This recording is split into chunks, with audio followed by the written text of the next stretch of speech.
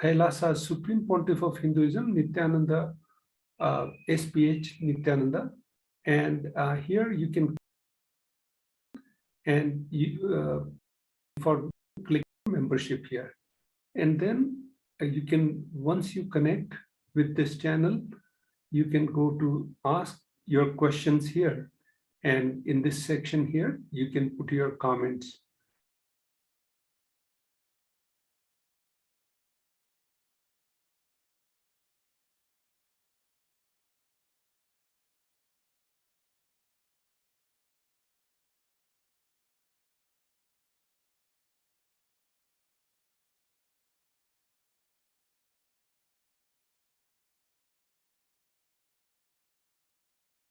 Supreme Pontiff of Hinduism, Jagadguru Mahasannidhanam, Nithyananda Paramashivam, Shivam.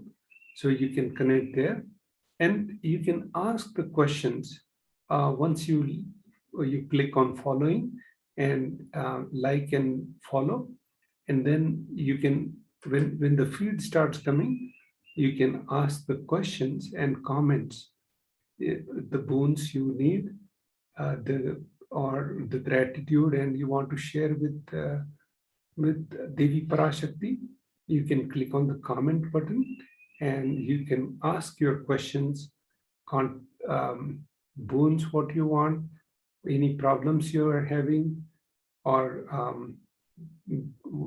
from the gratitude space, how Devi Parashakti has helped you, shaped you. You can share all that here. So the next slide is Twitter.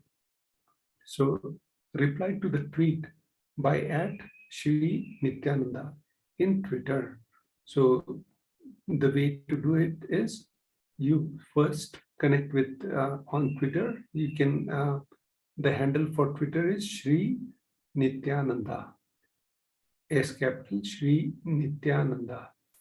And once you open the Twitter chat, you can click on follow and click on the bell icon, so you can get notifications whenever there is a tweet from Bhagwan. Once the live feed comes, you can ask your questions to the reply section, and make sure you put the reply in the reply button, put hashtag ask the avatar. So when you put hashtag ask the avatar, it will be easier to get your feed to the Devi Parashakti quickly. The next way to connect and ask the questions is on Instagram feed post. The official handle for Instagram is Shri Nithyananda, SRINITHYANANDA, Nithyananda. And you'll see KAILASA's SPH Jagadguru JGM Nithyananda, Supreme Pontiff of Hinduism, Jagadguru Mahasannidhanam, His Divine Holiness Nithyananda Paramashivam, Reviver of KAILASA, the ancient enlightened Hindu civilization. And our URL is kailasa.org. And it's easier to just click on follow Shri Nithyananda. So you click on the icon there, and you'll be connecting. And when the live feed comes, you can put the comment on that and ask your questions in questions and comments here in this area. So the next way to connect is WhatsApp chat in kailasa.org. So first you need to open the URL kailasa.org. Once you open that URL, you will go to, there is a chat on kailasa.org, which is chat on WhatsApp. So once you click on chat on WhatsApp, this pop-up window will come, and KAILASA's support team is here to answer your questions. Ask us anything. So when the Devi Parashakti is live, you need to open this and ask your questions here in the WhatsApp chat.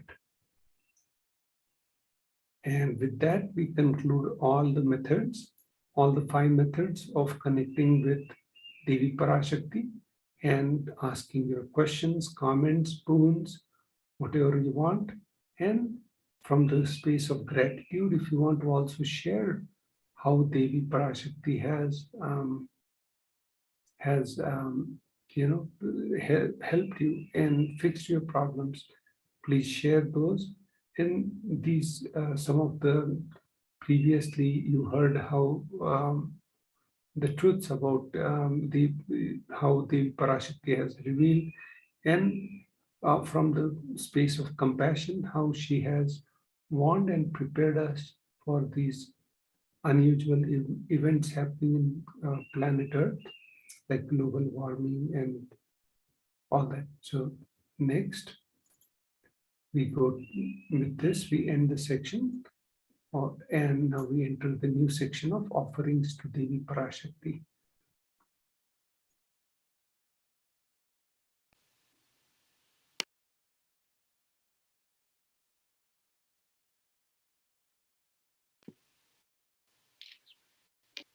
Nithyanandam, we will now be entering into the various offerings to Devi Parashakti, how we can connect Devi Parashakti through the various offerings and our gratitude, our space of gratitude and devotion to Devi Parashakti. First, let us now see the context of the offerings to Devi Parashakti. We have the Shastra Pramana from the Bhagavata Purana, धर्माय यशसे स्थाय कामाय स्वजनाय च पंचधा विभजन वित्तम इहामुत्तमोदते.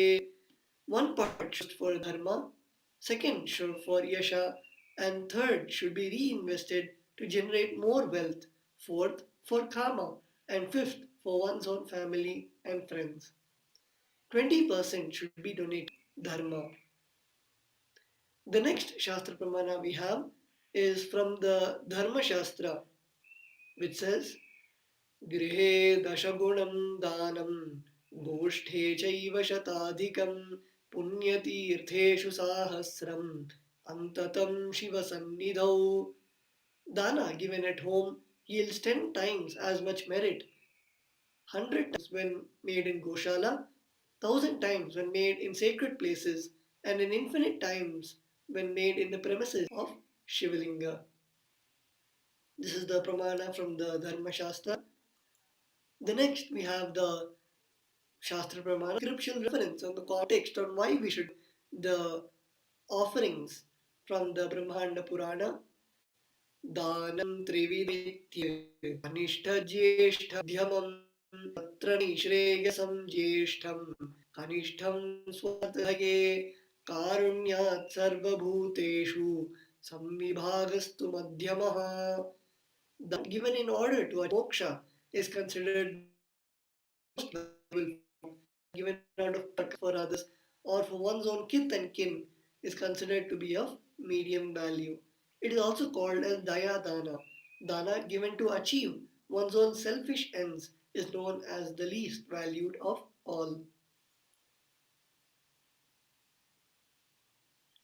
We will now be beginning to enter into the offerings, each offerings themselves. The first is the offering of the E-Hundi. The Shastra Pramana is from the Lalita Sahasranama. Bhaktidya Bhakti Gamya Bhaktivashya Bhayapaha Shambhavi Sharadhya Sharvani Shardayini.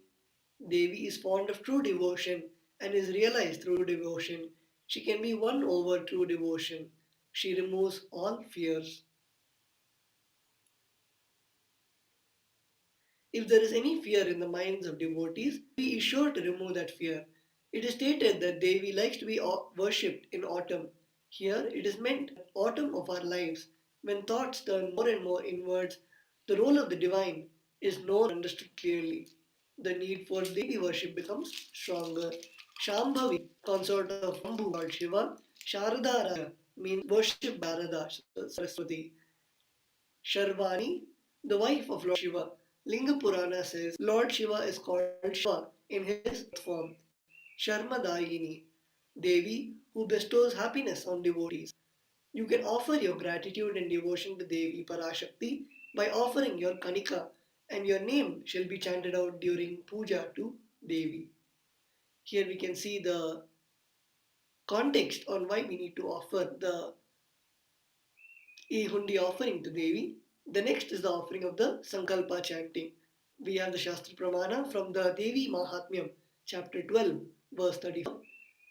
तयै तन्मोह्यते विश्वं सैव विश्वं प्रसूयते साया चित्ता च विज्ञानं तुष्टारुद्धिं प्रयच्छति.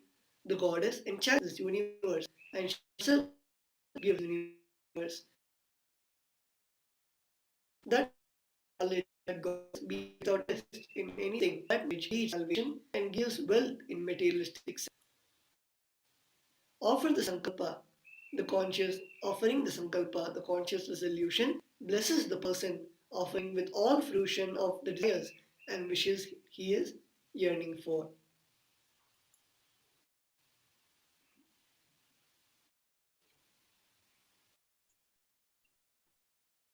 Nithyananda, now we enter the significance of divine element gold.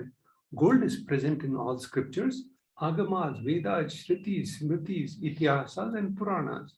In all Hindu scriptures, it is abundantly displayed that gold is the most auspicious and purest metal which purifies our being. In the Hindu civilization, everything was built in gold, exchanged in gold. Ritual feasts were offered in gold bricks. When one can be saved from the life threatening illnesses, gold was offered as a ritual fee. Gold was in abundance and used for weighing equivalent amounts of commodities, including cows. Kingdoms were built with huge doors of gold. The streets would have huge columns and huge archways made of gold. Horses, cows were dressed in gold. The Hindu civilization, the significance of divine element gold. Hindu civilizations thrived on the banks of rivers of gold. Indus River was called Hiranyamaya, river of gold. In Rig Veda 1075-8, the river Saraswati was called Hiranyavartini. In Atharva Veda, gold is the supreme element for offering gifts to the ones you love and revere. Temples are constructed and paved in gold. Deities are made in gold and decked and adorned in gold because it preserves the enlightenment energy for thousands of years. It lasts forever. Sahasranama Swarna Kasu, the offering to Devi Parashakti. The offering price for this offering is 75 USD, 151 USD, and 251 USD. The Shastra Pramana for this is as follows. Nama Parayana Prita, she who likes repetition of her various names. Lalita Sahasranama, verse 731. This is the offering of 1008 names of Devi Parashakti. It's a very special and unique archana offered to the Mahameru of Devi Parashakti. Offer gold coin to Devi Parashakti to manifest any dimension and in the attribute of hers that you always wanted to imbibe within you. The offering to Devi Parashakti.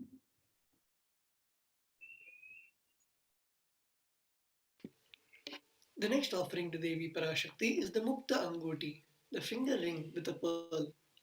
The Shramana Aksharatnam मुक्ताहारलसत्किरीटरुचिरां पूरत्रप्रभां सिञ्जन्नोपुरकीमणितां पद्मप्रभाभासुरां सर्वाभीष्टफलप्रदासुतां वाणीरमासेवितां मीनाक्षीं गतोऽस्मि सन्ततमहं कारुण्यवादां the goddess Meenakshi, whose has guns and the face shining like a full moon, who wears anklets that are with gemstones and has small bells, who is shining like the splendor of lotus, who grants all the wishes, daughter of the mountain, who is worshipped by goddess Vani and Rama. I remain ever bowing to the goddess Meenakshi, the ocean of compassion.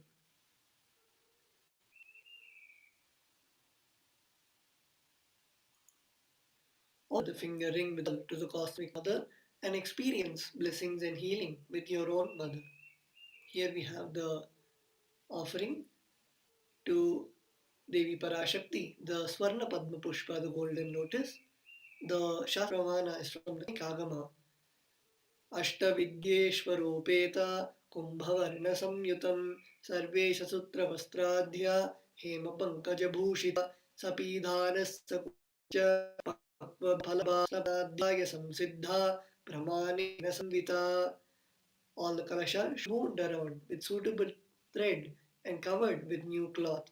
They should be adorned with lotus flower made of gold. There are hundreds of scriptural references for using lotus in the worship of Paramashiva. Almost everything in worship of Mate involves consecration of deities, of worship, or meditating on mudras and asanas used during worship involves the lotus flower, lotus leaf, lotus pericarp, lotus petals. The lotus is a divine flower. Shakti of Paramashiva is also called lotus. The base of the Paramashiva linga is also lotus. Disciple of Paramashiva is also considered as a lotus about to bloom. Offer the gold lotus in any size you wish and express gratitude to the Tyaga and sacrifice your mother. We have the next offering, the Swarna Meti, the golden. The amount is 750 USD. The meaning of the mantra is you whose brightness from toenails destroy the darkness of ignorance from the minds of your devotees who prostrate at your feet. You whose brightness from your 2 feet overpowers that of the flower. Offer the toe ring to Devi adorning her sacred feet to be in constant gratitude, receiving her blessing even in the most difficult aspects of our life.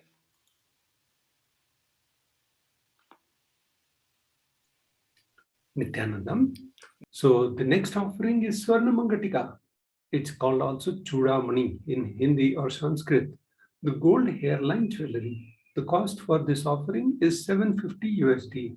And the Shastra Pramana is Sudha Sharabhi Varshini, she who makes nectar flow in all our nerves from Sahasrara, that is, she who lives the very pleasant experience of the ultimate. The Mangatika represents the nectar flowing from Sahasrara Chakra, which is fully opened. Offer the Mangatika to Devi and receive blessings of achieving the blissful state of overflowing gratitude and space of complete completion. The next offering is to the Guru. Na paduka paro manyo na deva shri guru para nahi shaktat paradiksha na punyam kula pujana. There is the Shastra Pramana is there is no mantra higher than Paduka, no God higher than Guru, no initiation higher than the Shakti, and no merit higher than the Kula Parashim. Kularanav Tantra, chapter 12, verse 12. Offering to the Guru. The next Shastra Pramana is Rikta Hastascha Nopeya Trajanam Devata Gurum Phalam Pushambharadini Yatha Shakya Samarpaye Evam Yona Charat Devi Brahma Rakshasatam Vrajet. One should not approach royalty, the deity, or the Guru empty-handed. He should offer fruit, flower, cloth, and the like according to his capacity.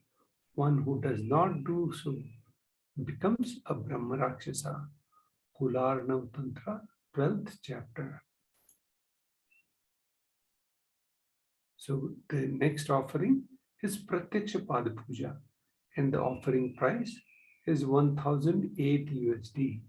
Nakham didhati sanchinna namajjanata moguna padadvayam prabhajala parakrita saroruha.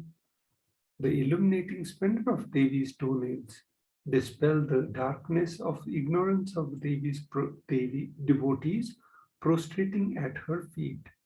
Her feet defeats the lotus in beauty.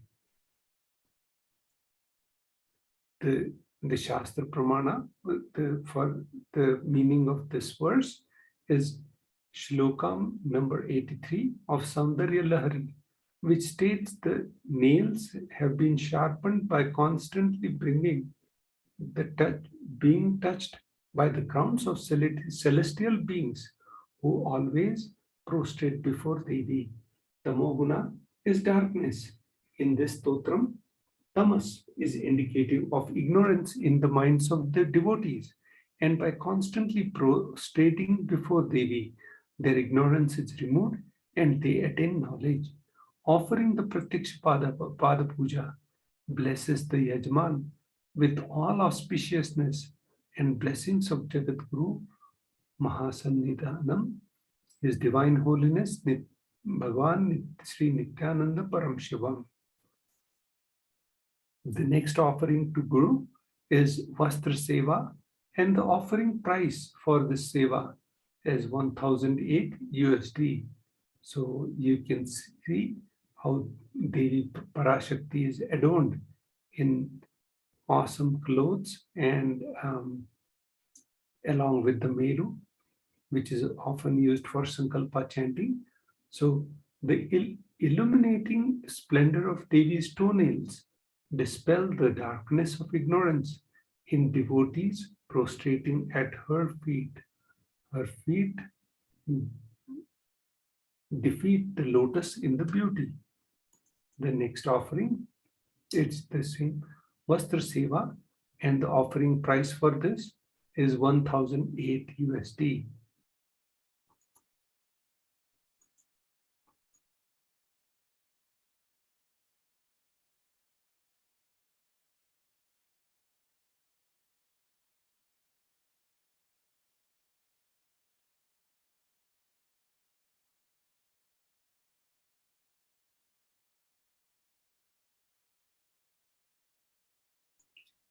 So, to summarize the different offerings for Devi Parashakti and Bhagavan Paramahansa Nithyananda Paramashivam, the Guru, you can use all those offerings and you can go and do the registration. From there, these are the two options: ready to offer today or intention to offer specific sevas. So you can go to registration form, and that is http://tiny.cc/bhavasamadhi. And you can go to online payments, http://tiny.cc/devi-offerings. After payment, submitting details for the puja, names to be chanted. The website is https://tiny.cc/sankalpa 2021. So with this, we conclude the section for offering to the Devi Parashakti. And now we enter the new section shortly.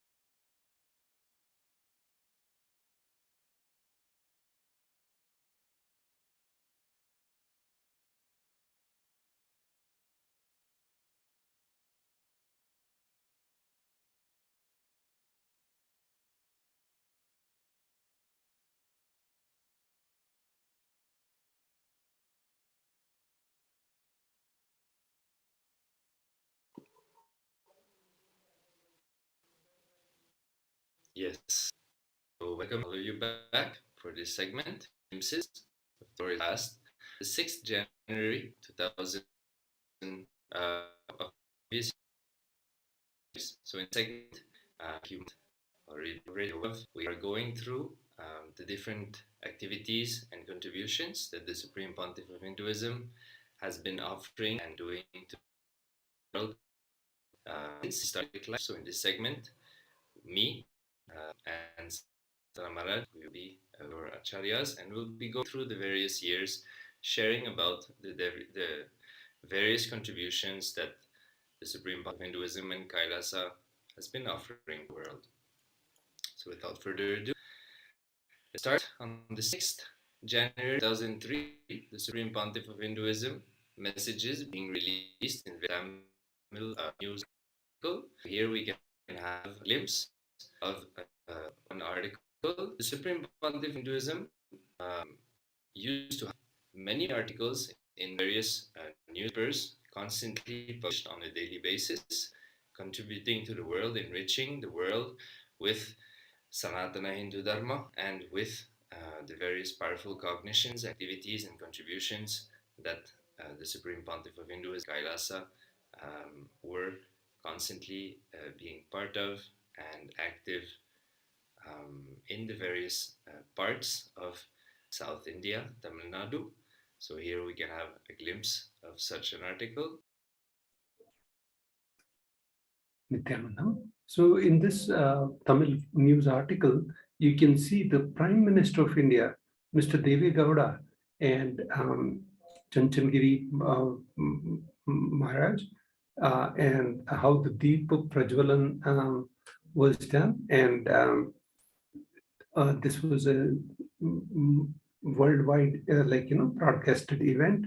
How yesterday we saw the video how the Nithyananda Dhyanapeetham, the Adi Kailasa, started in 2003, and on 5th January, the inauguration ceremony was happened, and then all those articles have been published in different newspapers in different media houses. So the next slide, on 6 January 2006, Supreme Pontiff of Hinduism visits various temples in Varanasi. And this is the famous Kashi Vishwanath temple where Bhagavan is doing the offerings in Varanasi. So you can see how he is doing the puja, the abhishekam, and arti. And with the other photos, you can see several participants and devotees and followers all at this Tirtha Kshetra of Varanasi.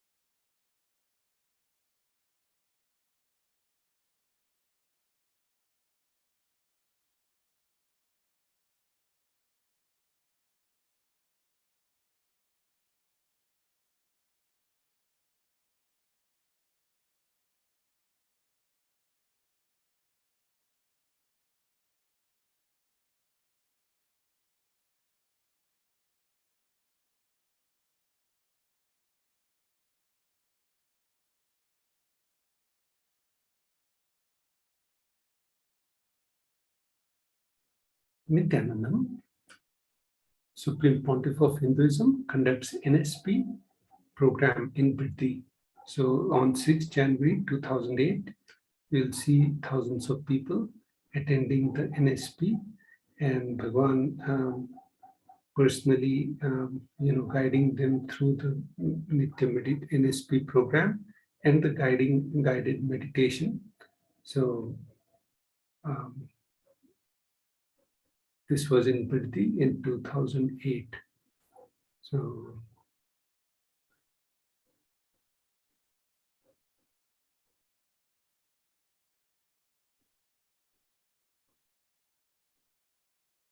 sorry about the technical glitches.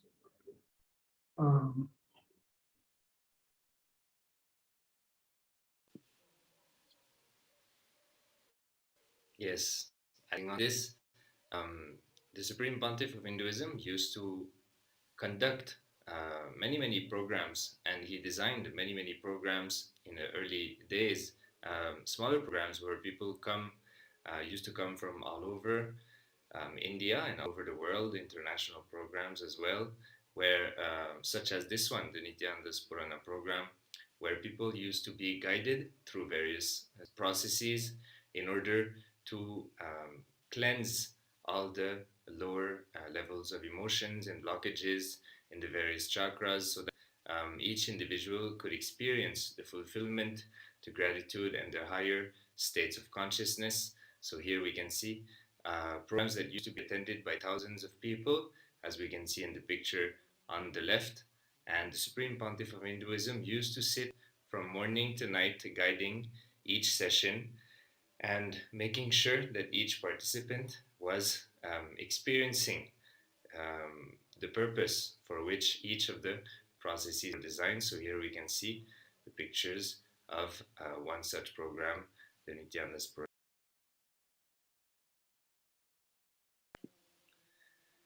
On the 6th January 2010, the Supreme Pontiff of Hinduism, Jagadguru Mahasannidhanam, Divine Holiness, Nithyananda Paramashivam, blessed devotees, disciples, KAILASAs. Supreme Pontiff of Hinduism also conducted the mission conference for all KAILASAs from all over the world. So, along with these programs that were designed for devotees and people to come and experience the various dimensions of Sanatana Hindu Dharma, the Supreme Pontiff of Hinduism was also conducting mission conferences and programs for Kailasavasis from all over the world. Kailasavasis being people who dedicated their life for the sake of the mission started by the Supreme Pontiff of Hinduism. So here we can see some of these pictures in India of Kailasavasis, members, residents of the various monasteries, coming and being trained, guided by the Supreme Pontiff of Hinduism himself, as you can see in the pictures below. So I wanted to point out that, in 2010, in spite of all the persecution and all, Bhagwan, continued the work, and he also we had 50 countries in 2000 centers in 50 countries going live through two-way video conferencing, giving the Nayan Diksha, and helping the mission of the Kailasvasis from all around the world. And so this was in 6th January 2010. We'll move to the next 6th January 2012. And you can see Supreme Pontiff of Hinduism personally managing the cyclone relief effort in work in Pondicherry. If you see the Nithyanandapedia, you'll see the tremendous work Bhagwan and the Sangha members tirelessly in middle of the cyclone doing the relief work.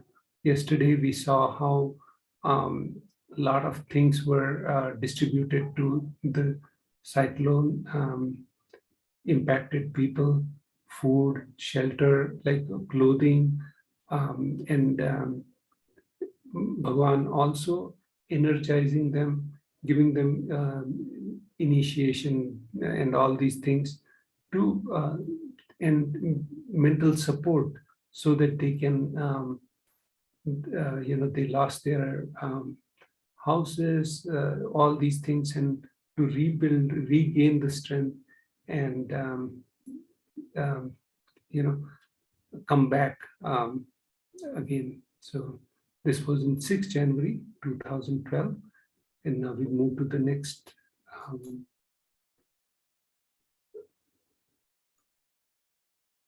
next celebration on 6th January 2013, Supreme Pontiff of Hinduism on the Jayanti Day celebration.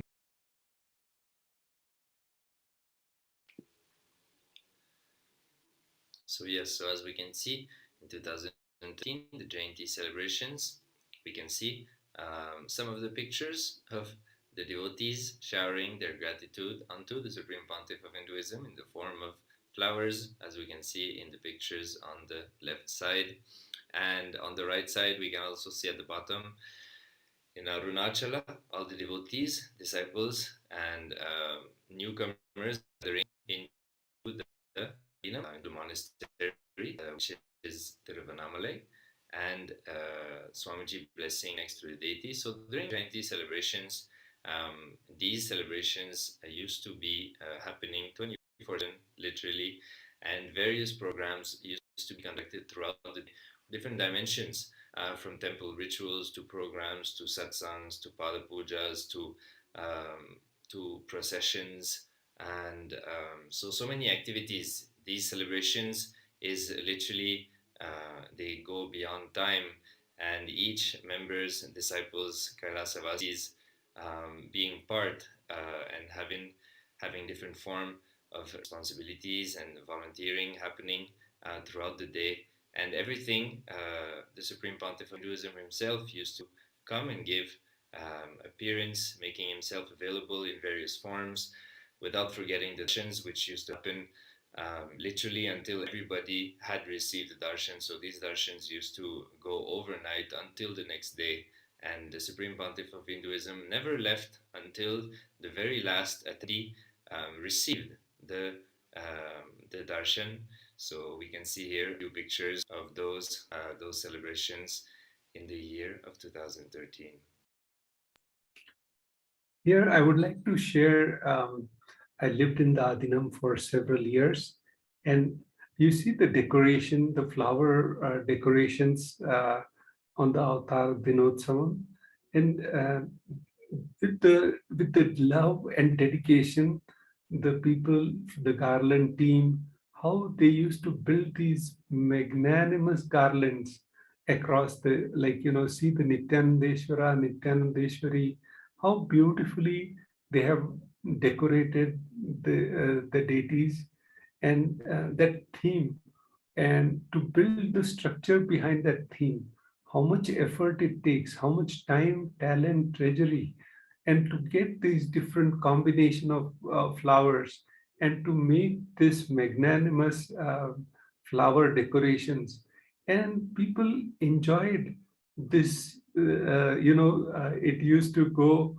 I saw this garland team working all day, all night, continuously, and see how devotees on the bottom left, they're taking the big vessel, the wooden, the bamboo stick things, and they're taking and showering Bhagwan with flowers. And if you see the Myanmar story, several of at least two of the Myanmars, they just got liberated doing the flower mala. They used to take the flower mala. They used to collect the flowers and offer those to Paramashiva, and just doing that seva alone, they got liberated. So you can see how beautifully Bhagwan is reviving that technology of the of the worship doing the flower decorations, and and all these things are made from very basic things like just sticks, wooden sticks, bamboo sticks, and there's no artificial things used in these decorations. Everything natural, and the aroma and the energy, the prana shakti, which radiated just and looking, Bhagwan with all these different things, just made that Avatar Dinotsav Jayanti celebration so beautiful. We'll move to the next slide on 6 January 2014. So on the 6th January 2014, the morning satsang continues on the Living Advaita series about the Upanishads. So the Supreme Pontiff of Hinduism gave us a glimpse onto the beings that were responsible for allowing the Upanishads to happen, the ancient rishis. When they sat in samadhi, their whole being began to vibrate and reverberate with the sacred truths. The cosmos started singing and radiating through them. This divine expression is called Upanishads. So, Upanishads, if you are not familiar, is the space Swamiji describes as the space of deep listening at the feet of the Guru. One of the depiction of this Upanishad is rishis sitting at the feet and reading the knowledge, the cosmic knowledge and enlightenment itself through the vibrant silence that Paramashiva in the form of Dakshinamurti radiates. Dakshinamurti being the Adi Guru, the first Guru. So the space of Upanishads is that space of intense, deep, vibrating listening. One thing also that Swamiji was mentioning, sharing about Upanishads, is how these Upanishads are literally revealed for the sake of humanity. The rishis were downloading literally the Upanishads from the cosmic archives, did not have anything to say personally about these truths. These Upanishads are authorless. Most of the rishis did not even mention their names as they downloaded the truth. So Upanishads are the downloads of the truth, the cosmic downloads of the sacred truths, the cosmic universal sacred truth, for the sake of truth itself and nothing else. So it is such an amazing happening that these truths are made available to humanity through Sanatana Hindu Dharma and its Upanishads. So the Supreme Pontiff of Hinduism was sharing about this space of Upanishads and how Upanishads lead us to the space of living Advaita, living oneness with everything around us. So thanks, Ashutosh Maharaj. That was awesome sharing. And this is 2015 was the auspicious time when I got connected, and I was mesmerized with this Living Advaita series. And I did my first inner awakening in Varanasi also, when the Kathopanishad, the Upanishad series was going on. And it really, these truths, when they revealed and they hit, how just attending the 21 days, this was inner awakening program. And now Bhagavan is going to restart that the inner awakening program. Now you don't have to travel anywhere. You can do it all online at the place where you are. And in that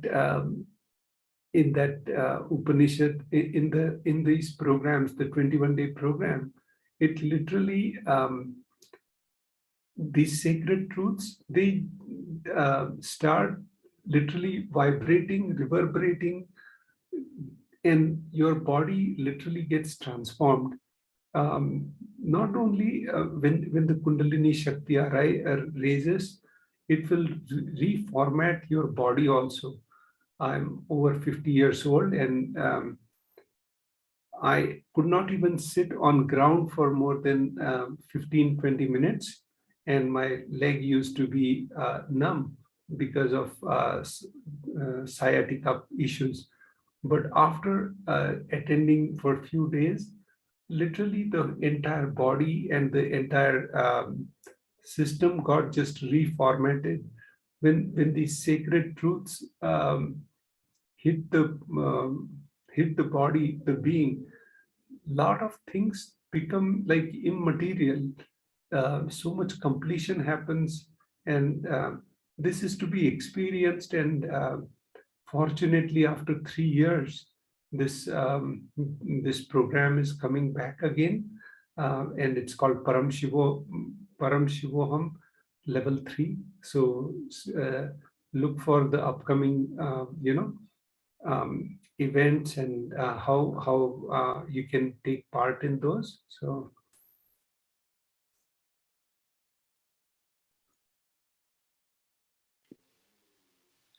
So on the 6th January 2015, during the morning satsang, the series of Living Advaita and Upanishads continues. The Supreme Pontiff of Hinduism urges everyone to read the Upanishads over and over again. Here, the Supreme Pontiff of Hinduism reveals that when we read and understand, we disappear into that concept. But when we read multiple times, the concept disappears in us. It becomes part of us. The cosmic cognition develops, allowing the great truths to become part of us. So again, continuing to expand on the Upanishads and the space and living Advaita, the Supreme Pontiff of Hinduism shares about the importance of constantly reading, contemplating, doing the Shravana, the listening to the sacred truths from the Upanishads, the Manana, the contemplation, and how when we constantly get involved, practice how these truths disappear in us and become our cognition. So that is the power of consciousness and the power of deep listening. How these higher cognitions can simply be imbibed and radiated through our body when we are cognizing them deeply. That is why reading the Upanishads is such allows such a great happening to happen inside of those who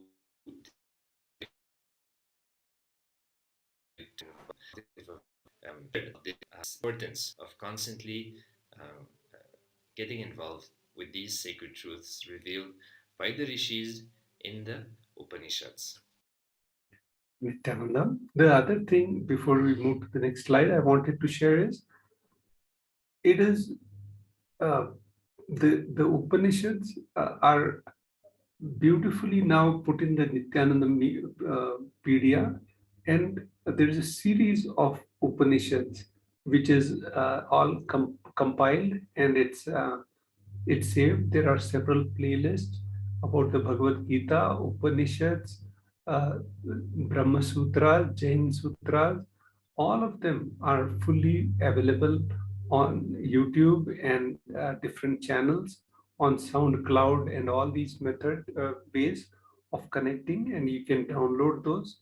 There are multiple books also on the Upanishads, on the series, what Bhagwan has covered.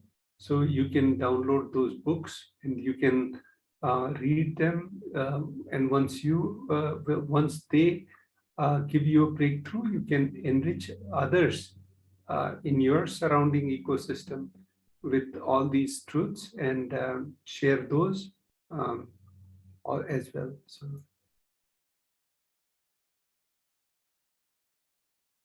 Hmm?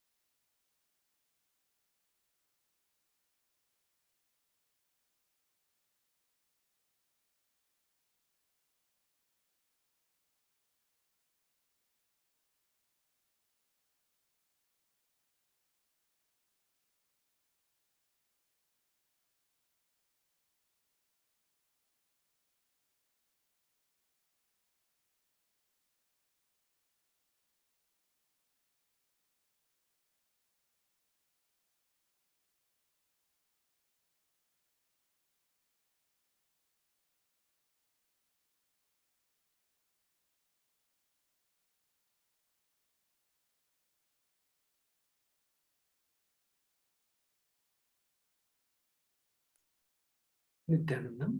So now you can see the on 6th January 2016 how the daily video. So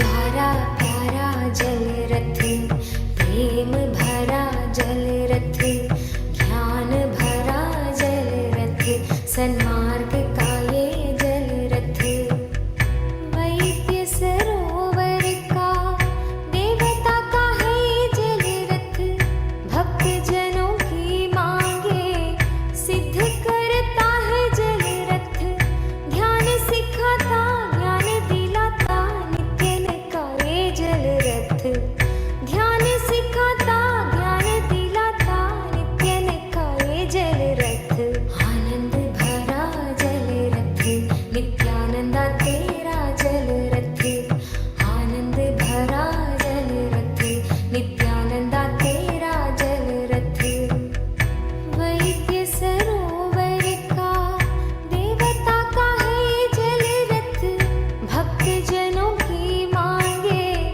सिद्ध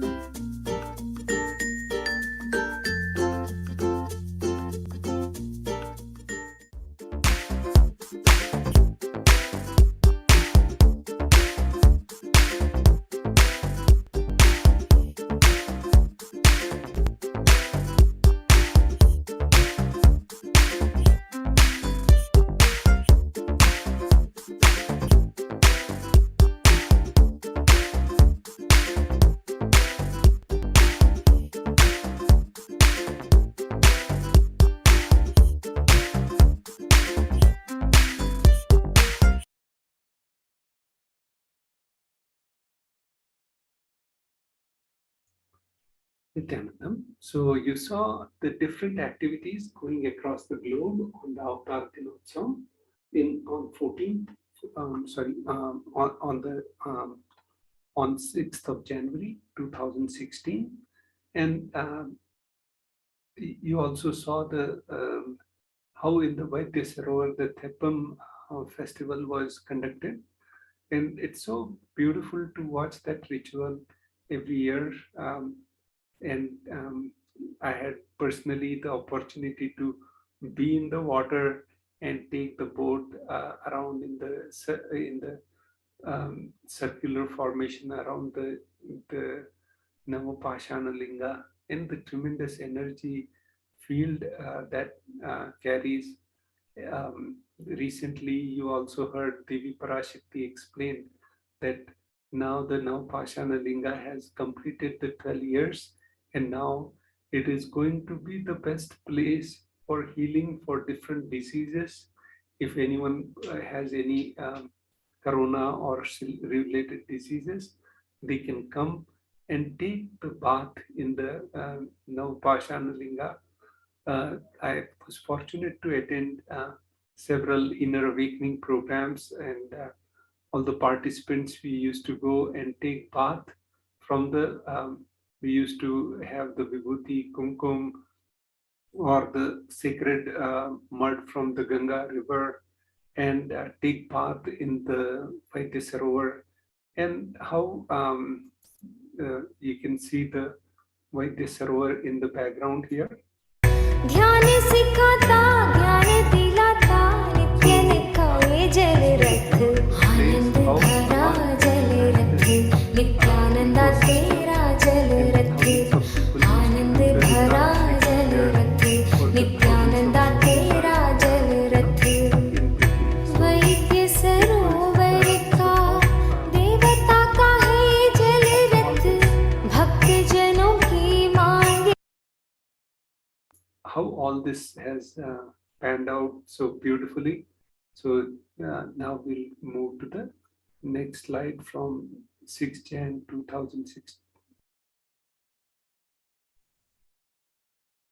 6 Jan 2017. So on the year 2017, the Supreme Pontiff of Hinduism, Jagat Guru Mahasannidhanam, His Divine Holiness, Bhagavan Nithyananda Paramashivam, expounded on the cosmic principles, the power of oneness during the everyday life public talk, the Nithyananda Satsang. During the live public address titled New Species Initiating to Breadth and Depth Dimension, Moving Coconuts Through the Power of Oneness, the Supreme Pontiff of Hinduism declared that the best Shaktipada entanglement happening for us is the morning satsang. He expanded further by sharing that he started initiating delegates into the depth dimension, meaning one's cognition should be able to move the world with the oneness cognition, so powerful that physically one is able to move anything. So in the year 2017, the Supreme Pontiff of Hinduism was highly involved and engaged into power manifestation. Um, Hundreds of Adinavasis or disciples, devotees used to be in the quarters of the Supreme Pontiff of Hinduism being initiated literally every day into a different power. And on this day, the Supreme Pontiff of Hinduism focused on the breadth and depth and shared the various powerful cognitions, the oneness cognition, where just by the cognitions that with the oneness cognition that we operate, we should be able to move the world. One of the preliminary powers which was manifested was moving the coconut through the consciousness, as described in the Agamas, being the initiation, the initial level of the manifesting of that power. And the Supreme Pontiff of Hinduism was sharing how, by your simple will, being able to move the matter is the initial dimension of this power manifestation. If you're able to move the matter with your will, then you can shift the mind anywhere, and you can literally shift anything in your life. So the consciousness over matter being became one of the powers expressed on the live discourse. The Supreme Pontiff of Hinduism was also expounding on the importance of constantly being tuning in to the daily satsang, the daily discourse, where we can listen, we can sit in the space of listening, listening to the higher truths and allowing these higher truths to become part of our cognitions. Every day, we fail to this sometimes, that the Supreme Pontiff of Hinduism literally comes every day to give satsang to anyone. The amount of involvement that the Supreme Pontiff of Hinduism has shown towards his disciples, devotees, and followers is literally amazing. And he said, he's sharing, as mentioned in the slide, that it is the most important part of the day where you entangle with the higher truths, and then through the rest of the day, you can contemplate on these higher truths and apply them in your daily life to see the power and the effect that these can have in your life. Like Swamiji was sharing recently, that the science of enlightenment is super practical. There's nothing impractical into the science of living enlightenment and all these cosmic truths. Only when we listen to them, contemplate on them, and implement them, we will see how these truths can literally manifest what we wish to manifest on a day-to-day basis. Nithyanandam, yes, what it's really true, and when those that coconut moved, like I was a part of the Nityananda Yogam celebration happening at that time. I was fortunate to be in those quarters, watching the Gurukul Palasans manifesting different powers, length, breadth, depth. One of the Gurukul Palasans was able to make 17 cuts inside a coconut just with the power manifestation. So different powers of length, breadth, and depth dimension And fortunate, and still I enjoy whenever I see the coconut, I roll the coconut. Every time it's a whole new, it's a new joy. It's the power of Advaita, the oneness. That hey, the coconut and me, you both are one. That whole power manifestation removes so much negativity from the mind.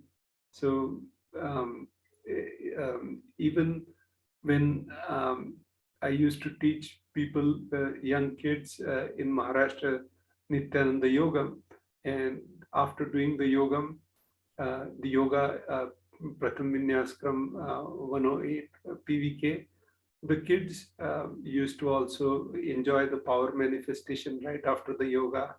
So it's a beautiful, simple technology how Bhagwan is explaining, initiating delegates into the depth dimension. And now Bhagwan is going to take the Paramashivoham level, like the third three, which is going to happen during the auspicious Mahashivratri celebration.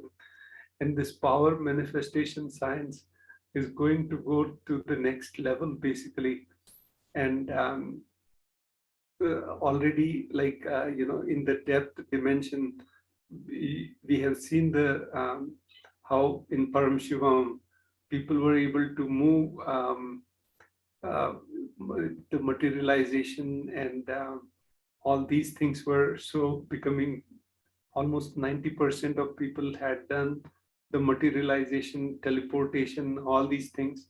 So now the Shakti Avishkarana is going to go to the next level, and after the 3 years of gap in between. So get ready and hold the space that you can be part of this breakthrough for humanity. Already you have gone through so much with, if you are not in the Adi KAILASA space, if you have gone through all these corona and all these things.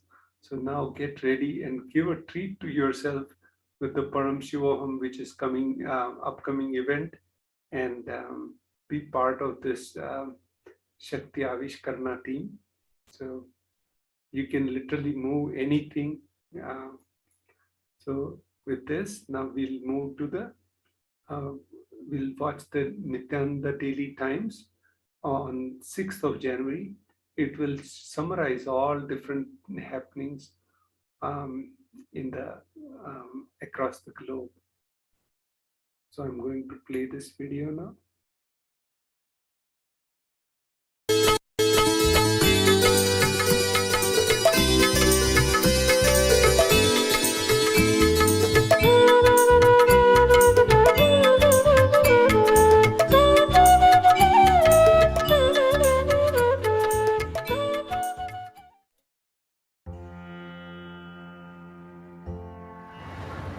In the evening, the deity of Swamiji went across the campus as part of the Nithyananda Paramashivam.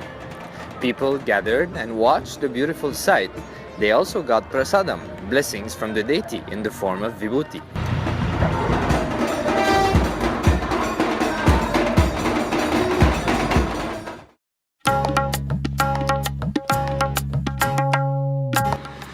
The Mahasadashivoham participants were blessed to receive Sri Mahans and Mahans of the Mahanirvani Akarda for a very unique and special manifesting power sessions. Shaktis like shrinking objects and more were successfully demonstrated to the Mahans and Sri Mahans to their big surprise. Another great demonstration of the contribution that Swamiji is doing to Sanatana Hindu Dharma.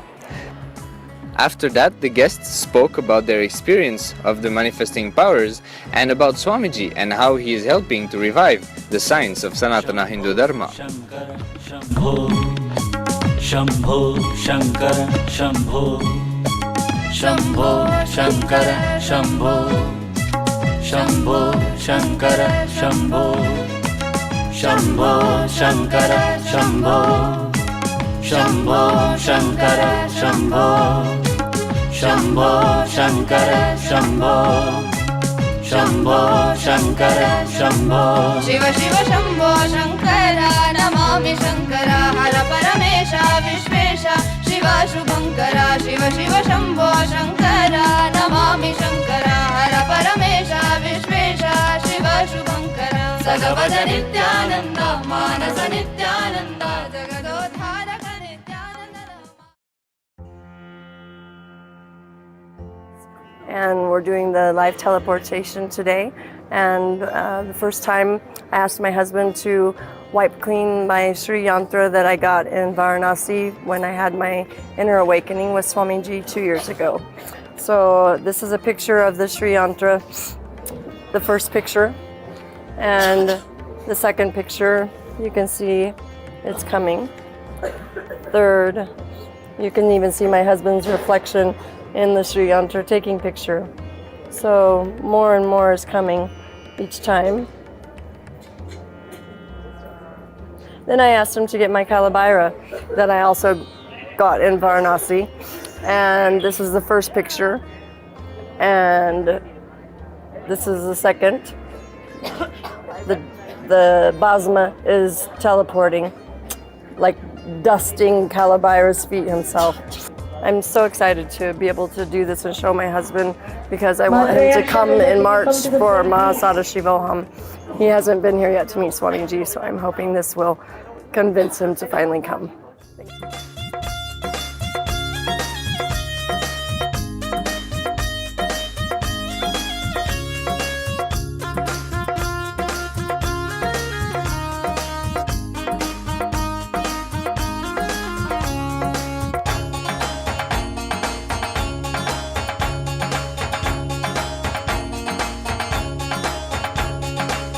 तू ही संसार तेरे संग मेरे नाते गहरे तू ही संसार तेरे संग मेरे नाते गहरे तेरे शरण में आया मैं तेरे चरणों में बसा लेना तेरे शरण में आया मैं तू ही अपना अपना लेना तू ही संसार तेरे संग मेरे नाते गहरे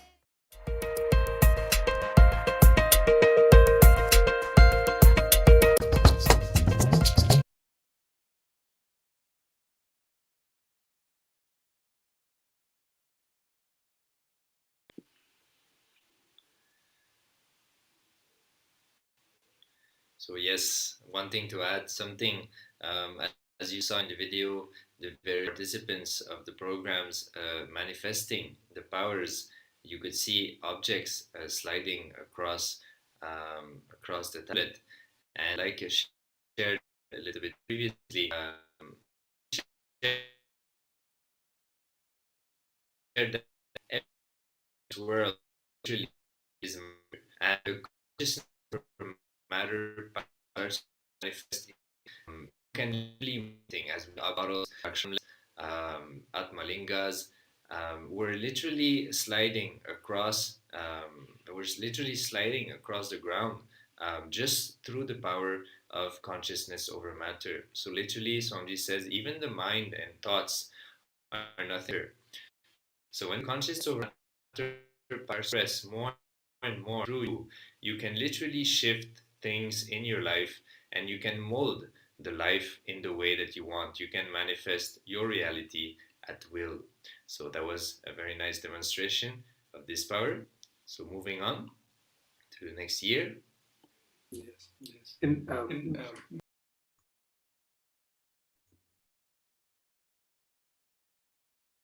One other thing, see, Hari Ananta, Hari Katha Ananta, Srimad Bhagavatam explains the divine incarnations are infinite and their leelas are so much infinite, and the devotees and how they transform their life and how each being is transformed. So Srimad Bhagavatam explains that beautifully, life of Krishna and his devotees, and how that whole thing, and literally how Bhagwan has transformed millions of lives across the globe, and especially these programs when you are in 21-day Upanishad with Bhagwan. Luckily, this Paramashivoham is coming, just like Mahasadashivoham, and it is hard to explain. It's not just moving. I was fortunate to be in the Mahasadashivam, in Paramashivoham, and all these programs. And the power manifestation, the amount of joy it brings inside you is undescribable. You have to just experience that. That's all I wanted to share. And we'll move to the next slide.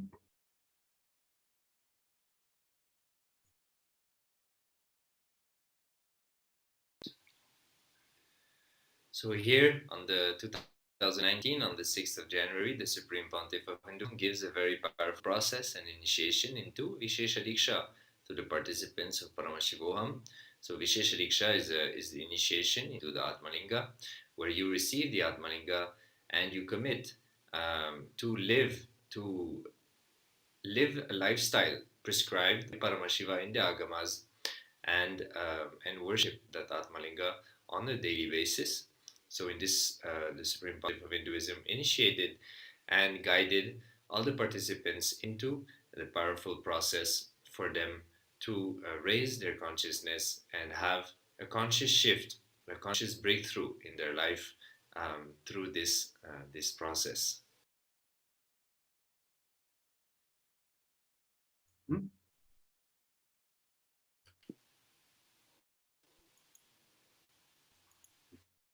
Supreme Pontiff of Hinduism gives a powerful process and initiation to participants of Paramashivoham.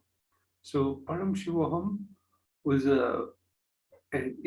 for me, like all the programs I've attended, this was the most powerful program online, and in some Adi Kailash centers also, and the tremendous energy and one-on-one darshans we got with Bhagwan, that was ultimate. And so we are fortunate again, this is happening on 6 Jan 2020. Supreme Pontiff of Hinduism, Jagadguru Mahasannidhanam, His Divine Holiness Bhagwan Nithyananda Paramashivam expounded on the cosmic principles. Future will be absolutely available to you only if your past is completely eliminated. During the everyday live public address in the Nityananda Satsang, His Divine Holiness explained how Ahara Shuddhi and simple sattvic food can make you intensely feel peaceful and peaceful about the past.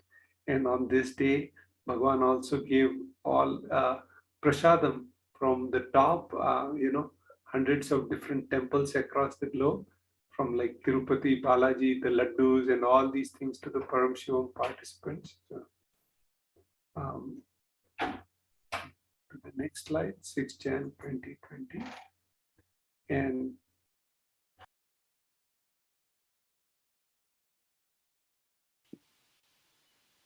So on the 6th January 2021, today during the Grand Kalabhairava and Nityananda Homa, the Supreme Pontiff of Hinduism, Jagadguru Mahasannidhanam, His Divine Holiness, Bhagwan Nityananda Paramashivam, accepted the offerings of puja and the Purnahuti and blessed everyone to be liberated from all karmas. During Nityananda Satsang, the Supreme Pontiff of Hinduism expounded on the cosmic principles of the reality of the universe. The universe is consciousness, and asked everyone not to be deluded by the signals experienced inside your existence of the collective narrative you created, because they are not the reality of the universe. He explained that the reality of the universe is consciousness. Should let the universe reveal its grand narrative in the form of Veda and Agamas to raise the quality of your existence in order to experience the superconscious breakthrough. So with this, let us get ready to receive the darshan of Devi Parashakti, the Supreme Pontiff of Hinduism. So sit head, neck, and spine in a straight line. Close your eyes. Remember, Swami, Divine Holiness, and the Parashivam in your inner space, your third eye. Connect with him deeply. Inhale and exhale deeply and slowly. Bring yourself back to this very moment. Unclutch from all the thoughts, ideas, visualizations generated inside your inner space.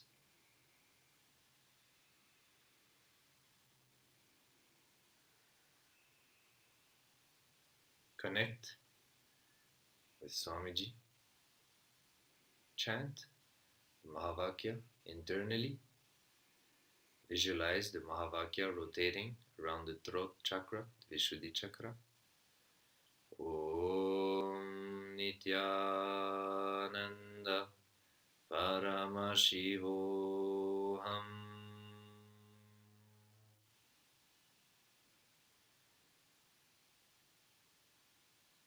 Engage with the space of Ajapa Japa, with the Mahavakya, while connecting intensely with the Supreme Pontiff of Hinduism. Get ready to experience His presence, His initiation, His words.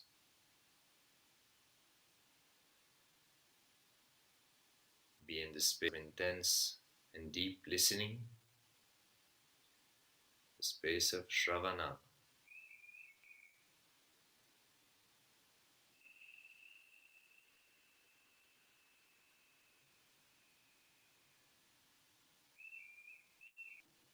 Inhale, exhale. Slowly open your eyes. Get ready to receive the darshan.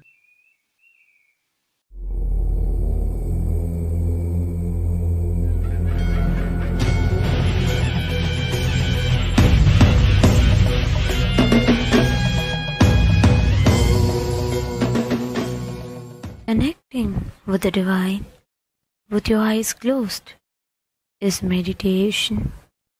Connecting with the divine with your eyes open is darshan. Come, let us all now move from meditation to darshan. Slowly, very slowly, please open your eyes.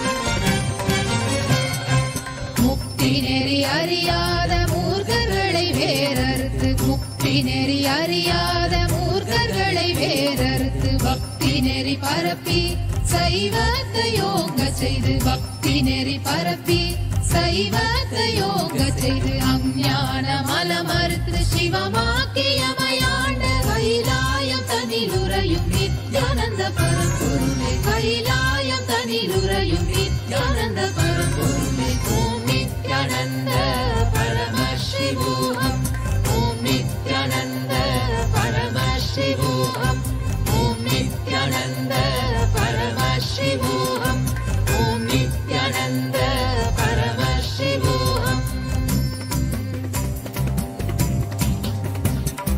நெறியில்லா வாழ்வுதனில் புரளும் இம்மக்களுக்கு நெறியில்லா வாழ்வுதனில் புரளும் இம்மக்களுக்கு நெறியுடைய வேதத்தின் உட்பொருளை அறிவித்து நெறியுடைய வேதத்தின் உட்பொருளை அறிவித்து வீடு பேறு நாங்கள் அடைய விந்தைகள் செய்த கைலாயம் தனிலுறையும் நித்யானந்த பரம்பொருளே கைலாயம் தனிலுறையும் நித்யானந்த பரம்பொருளே ஓம் நித்யானந்த பரமசிவோகம் ஓம் நித்யானந்த பரமசிவோகம் ஓம் நித்யானந்த பரமசிவோகம் ஓம் நித்யானந்த பரமசிவோகம்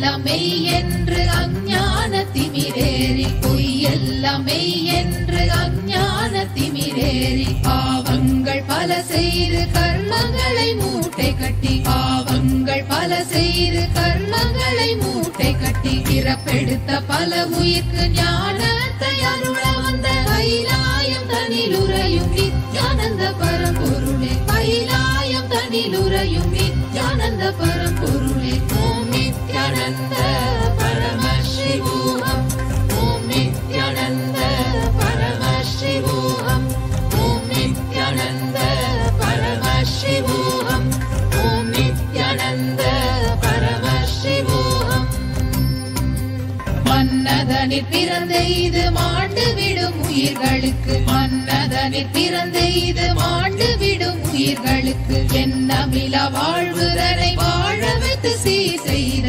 எண்ணமில வாழ்வுதனை வாழ வைத்து சீர் செய்த சுண்ண வெந்நீரணியும் ஈசனே நேசனே கைலாயம் தனிலுறையும் நித்யானந்த பரம்பொருளே கைலாயம் தனிலுறையும் நித்யானந்த பரம்பொருளே ஓம் நித்யானந்த பர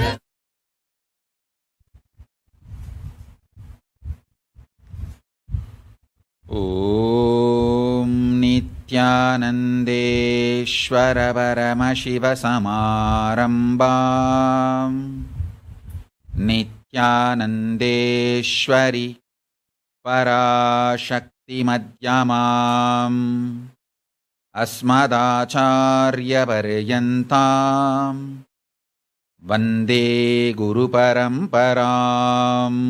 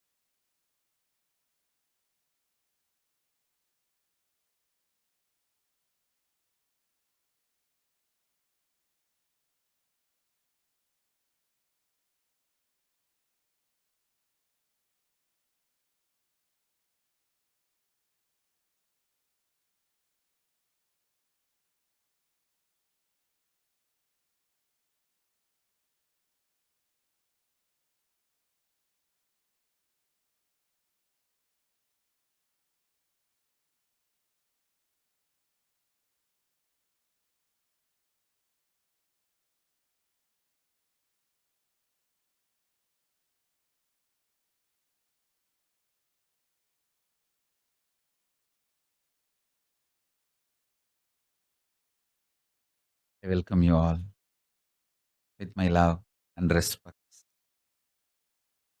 I welcome all the Sarvanyapeta Yajamans, Kartas, Sarvaparityagis, Shrimahans, Mahans, Kotari, Tanedar, visitors, viewers, NHU students, Gurukul students, Kailasas, ministers, ambassadors, diplomats, e-diplomats, citizens, consulate generals, Mantreshwaras, Vidyeshwaras, Ganeshwaras, Lokeshwaras, Astreshwaras, all of you with my love and respects and blessings.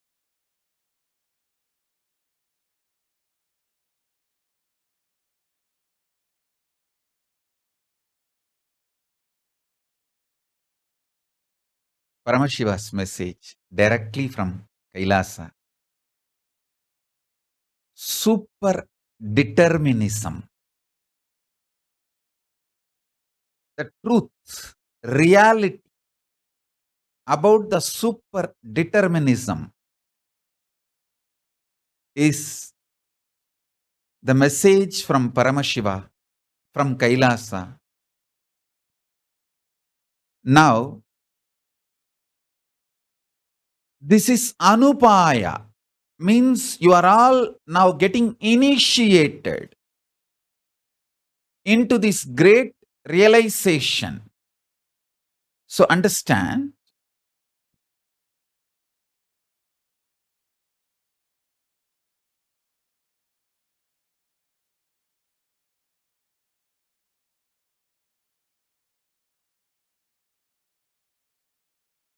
listen intensely, sincerely. This whole thing which Paramashiva is revealing now will become realization for you immediately.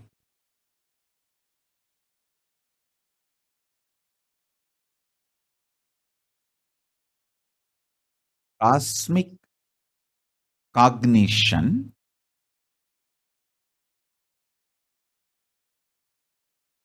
verbalization, vocalization, visualization, mathematical calculation, rational analysis, analyzing rationally,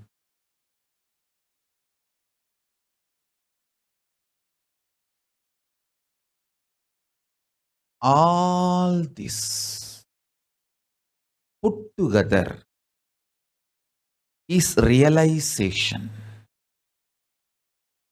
I'm repeating.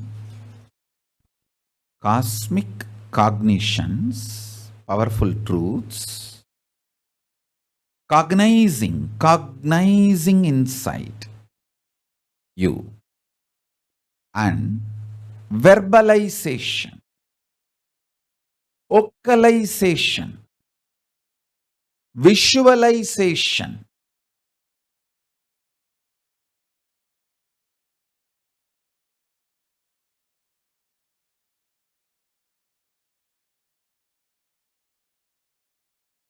mathematical analysis, and logical rationalization. All these put together, maybe one more thing need to be added, memorization. Because all this just need to become part of your biomemory. All these put together is realization. Now, I am going to do all this inside you. This great sacred secret truth about the super determinism to do this initiation into you. So this become realization in you.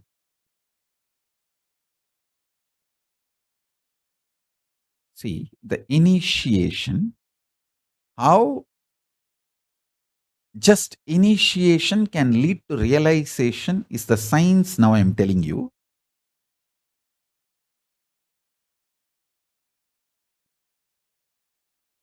Me cognizing the cosmic truth and verbalizing it, vocalization. There's a difference between verbalization and vocalization. And visualization and mathematically analyzing it, logically rationalizing it, and making it as part of not just my biomemory, your biomemory also, memorization, all these put together, done inside this and inside you, is realization. I am describing precise initiation process.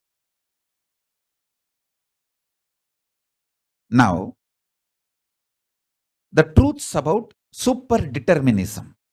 Listen carefully, intensely.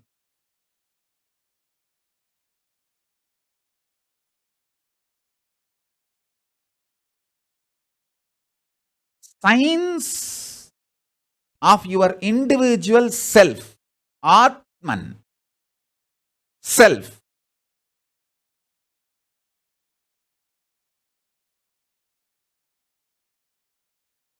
The more you understand the science of individual self, Atman, you will understand Paramatman, Paramashiva. More and more you understand the Pindanda, the more and more you will understand Brahmanda. Understand this truth. For example, if you think you don't have individual identity, you are just a mixture of the body, mind, the chemicals, hormones, thoughts, and just a mixture of this. Nothing separately more than this mixture exists in you. If you believe that, you will see the cosmos also same way. Oh, I'm just an accident, just mixture of few impermanent things, mind, body, some hormones, chemicals, reactions, thoughts, ideas.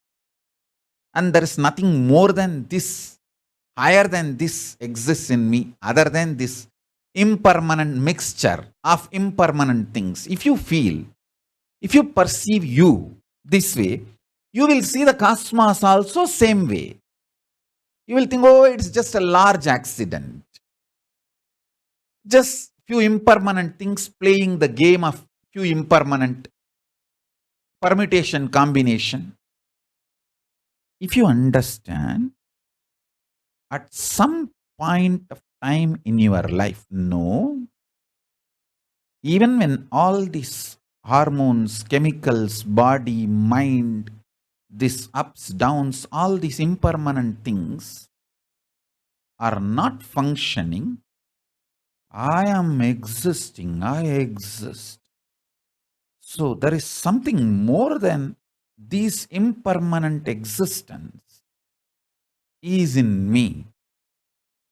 If you get the glimpse of, if you cognize that, if that hits your existence, the moment you know you have an existence, you may call it as identity or different words you may use. Pratyagatma Chaitanya Chakratam, conscious awakening, any word you may use. If you start understanding you exist more than these impermanent components, impermanent permutation combination, body mind. If you understand you exist more than this body mind complication, then you know the cosmos also has some Parameshwara, superior conscious existence, more than the permutation combination of impermanent things. More than these impermanent things, impermanent permutation combination, something exists. So if you understand your identity, you will understand the identity of Paramashiva, Parameshwara. In every level, whether the source, to realize the truth about the source, or to realize the truth about how everything functions. If you realize the truth about your source, you will realize the truth about the cosmic source. If you realize the truth about how you function, you will realize the truth about how cosmos functions. If you realize the truth, how you decide at various points in your life, you will know very clearly how cosmos decides at various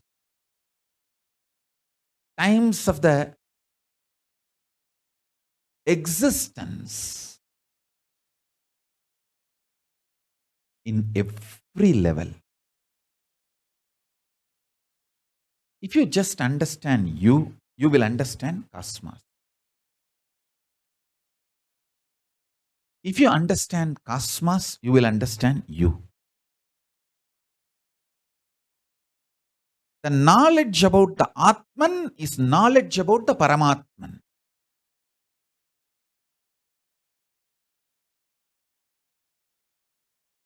Experience about Atman is experience about Paramatman.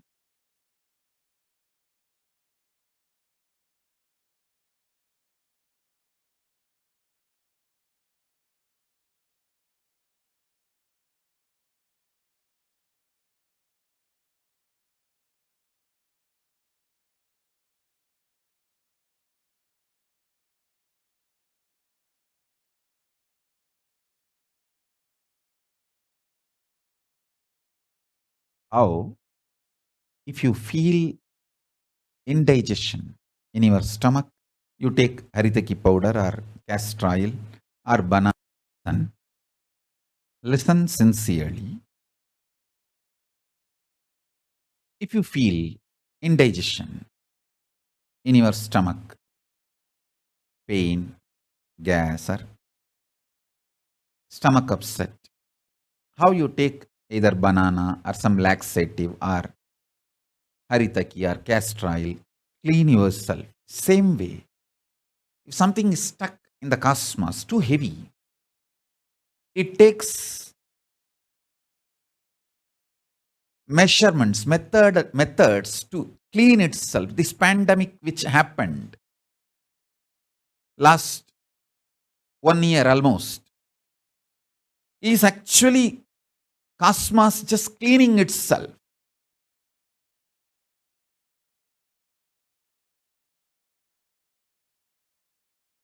So understand, if you understand whatever is happening in you, you will understand what is happening in cosmos.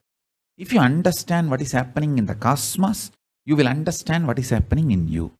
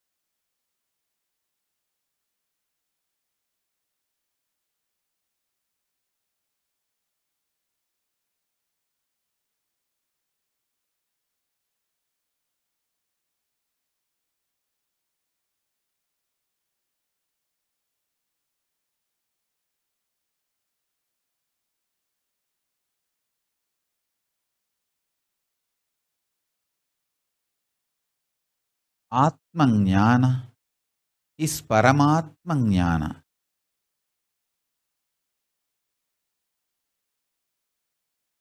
If you avoid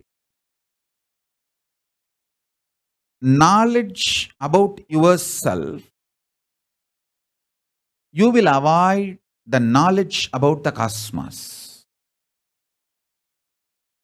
If you feel ignorance is okay and keep yourself in delusion, you will be deluded about the cosmos also. Listen carefully.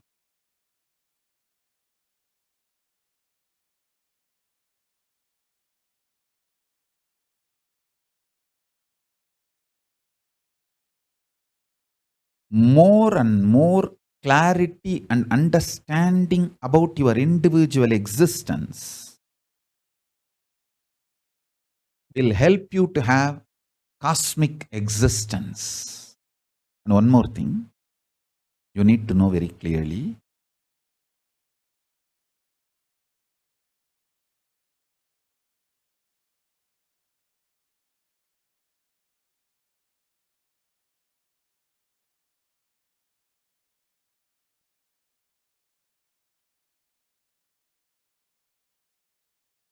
Your individual soul experiences life at this moment, now, present moment. But what is happening in the present moment is not present moment. Listen carefully. Your present moment is how you feel about you subjectively plus what is happening in the present moment. Both together. Your present moment is not just what is happening to you. It is your experience about yourself plus your experience about what is happening plus what is actually happening. All the three put together.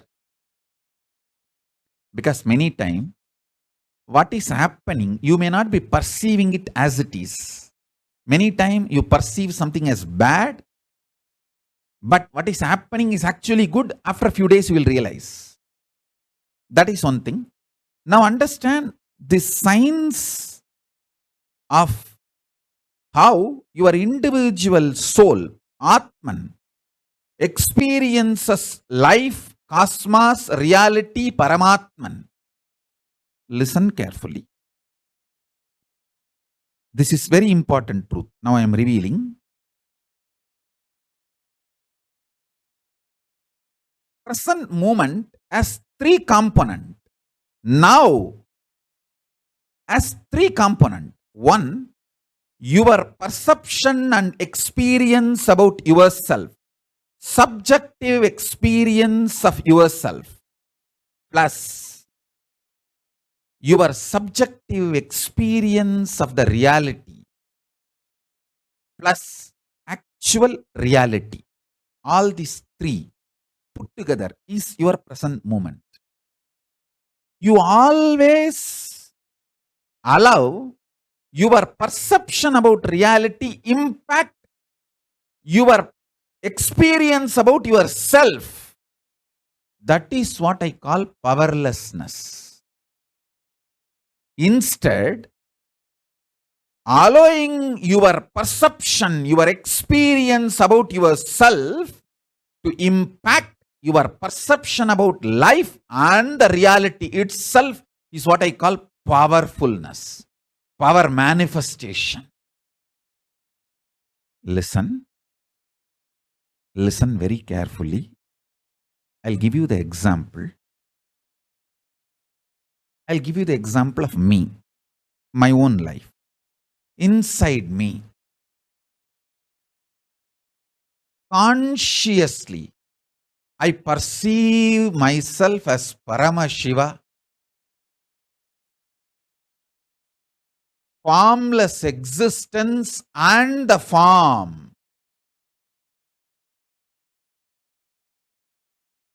Exploding in bliss in his Vishwarupa.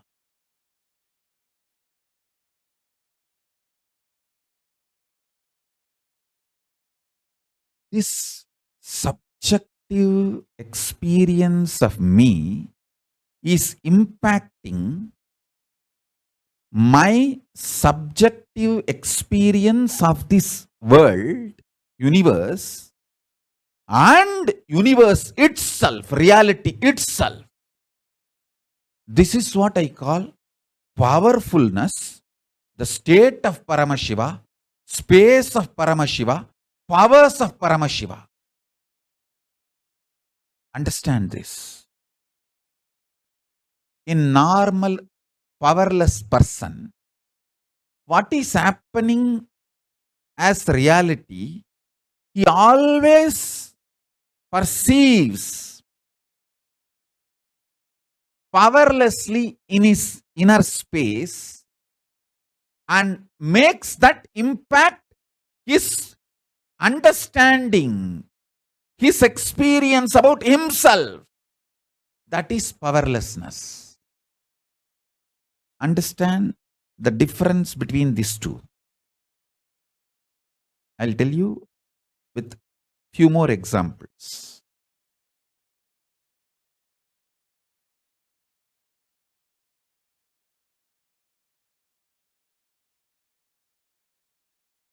I gave you this one example. I'll give you some more examples, one by one. Listen deeply, intensely. You can realize these truths now, because I am doing powerful cosmic cognition and cosmic verbalization, cosmic vocalization, cosmic visualization, and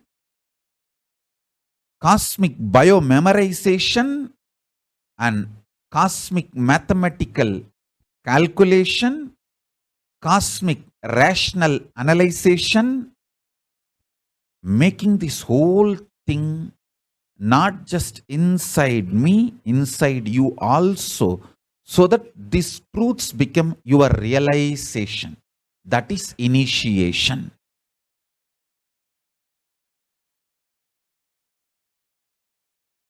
Listen intensely.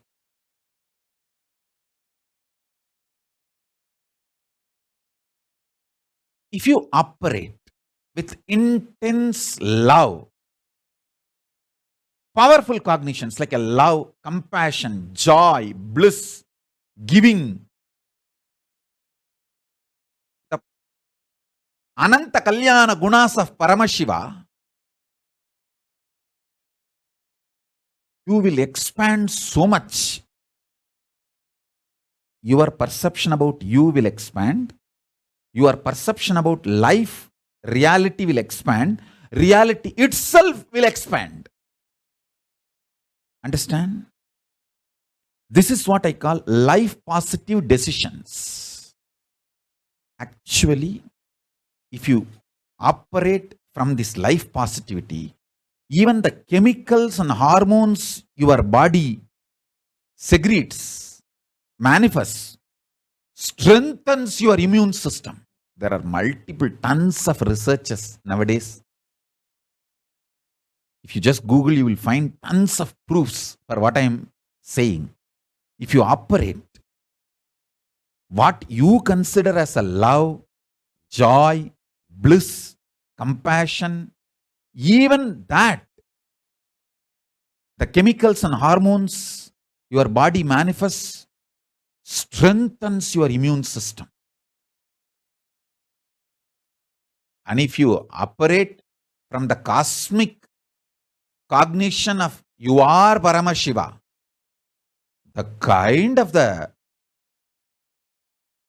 hormones and chemicals your body will manifest and the kind of the immune systems, the strength your immune system will feel, the strength you will experience is unimaginable. And I tell you, same way, every action you do from fear, guilt, anger, anxiety, the kind of the hormones and chemicals you release inside your system breaks your system literally, breaks your nervous system and destroys your whole body and mind. That is why I insist, never ever operate out of powerlessness. Do not make decisions out of powerlessness. This pralaya, I tell you, This pralaya has literally broken so many people. I am so thankful to Paramashiva for protecting me and all the Sangha. It is pure grace of Paramashiva. We all got saved in this pralaya. Listen carefully. I only wanted to request all of you one thing. Do not make any decision to execute the decisions you made during pralaya. During pralaya, all the decisions you made, don't execute. Because all those decisions are out of powerlessness. When you were shaken, when you did not have trust on yourself, now the healing is happening, recovery is happening.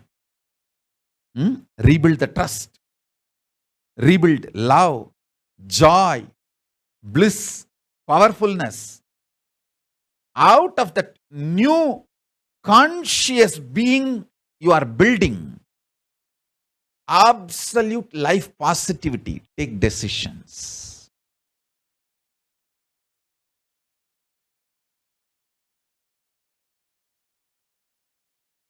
Influence now. Influence the present moment. Be powerful over the present moment. Understand? Live in the present moment is not a complete truth. Have power over the present moment is the complete truth. The power of now is having power over now. Listen. Understand how you feel about you now and how you feel about the world now. Make that too powerful. If you understand and make yourself powerful, that you are Paramashiva, you will understand world is so auspicious and you are the power. Whatever you think, perceive, even as bad, was never bad, is never bad, will never be bad. It is your wrong perception is the problem. Delusion is the problem. Everything is happening properly. You just need to add more life positivity, more understanding. You just need to remember again and again, you are Paramashiva, and face everything out of strength and powerfulness.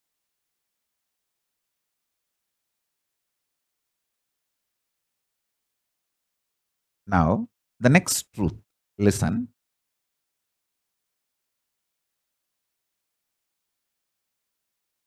Sometimes you feel the world is literally falling.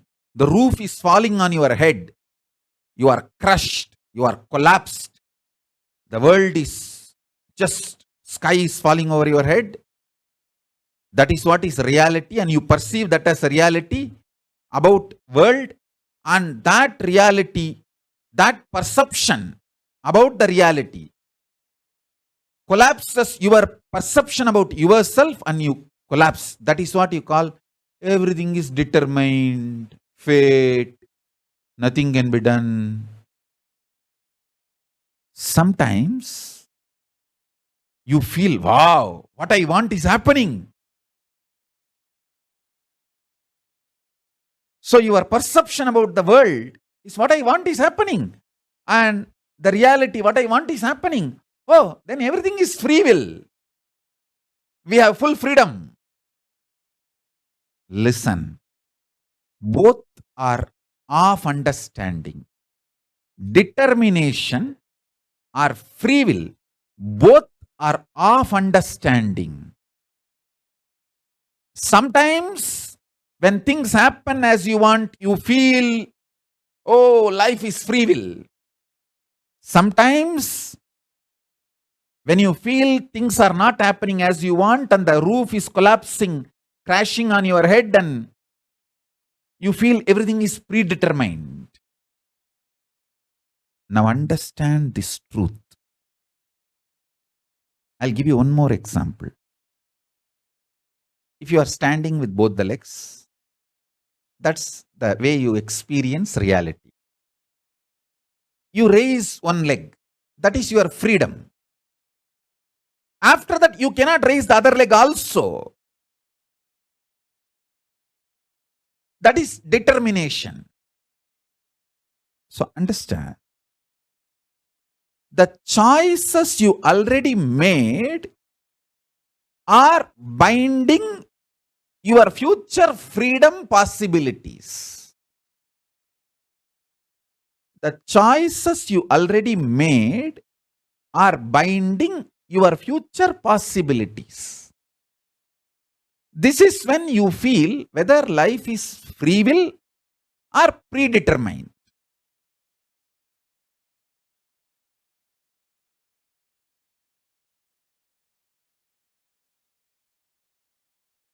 Now, understand carefully. This whole satsang, I request you to watch at least 2-3 times, because every statement I made, every truth I revealed from the beginning of the satsang, I am putting the whole thing together and giving you the conclusion now.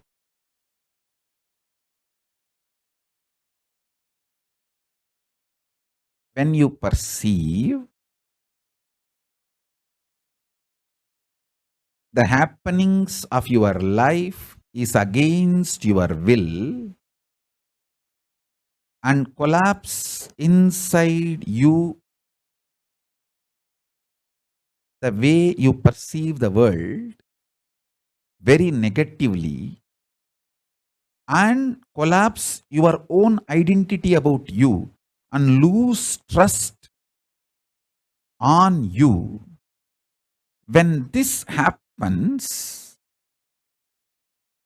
whether you made earlier some choices or not, you will feel bound. You will feel life is predetermined.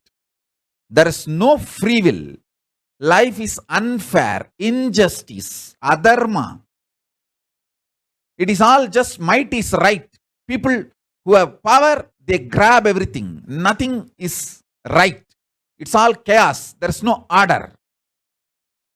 And at some moment, when things happen as you want in the outer world, and your perception about the world is little better, you feel, free will is life. There is a possibility. I can recreate, rebuild. Life has some hope. But please understand, both are of truth.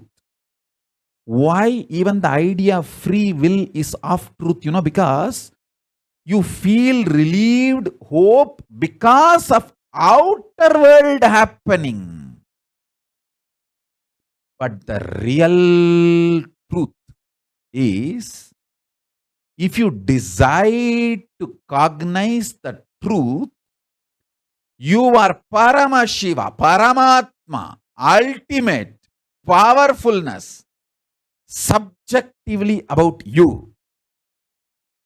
From that subjective truth,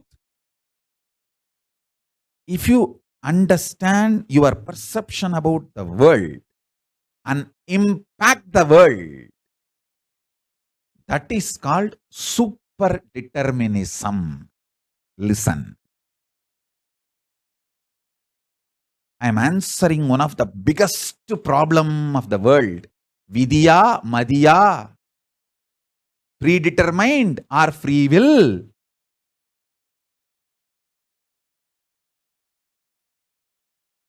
Vidiyum alla, Madhiyum alla, உண்மை பசுபதியே. பசுபதியே உண்மை என புரிந்தால் விதியா மதியா எனும் கேள்வியே உனக்கெதிராய் நீ செய்து கொண்ட சதியே என்று புரியும். விதியா மதியா எனும் கேள்வியே உனக்கெதிராய் நீ செய்து கொண்ட சதியே என புரிய வைக்கும் பரமபதியே உண்மையான விதியா மதியா எனும் சதிக்கு தீர்வு.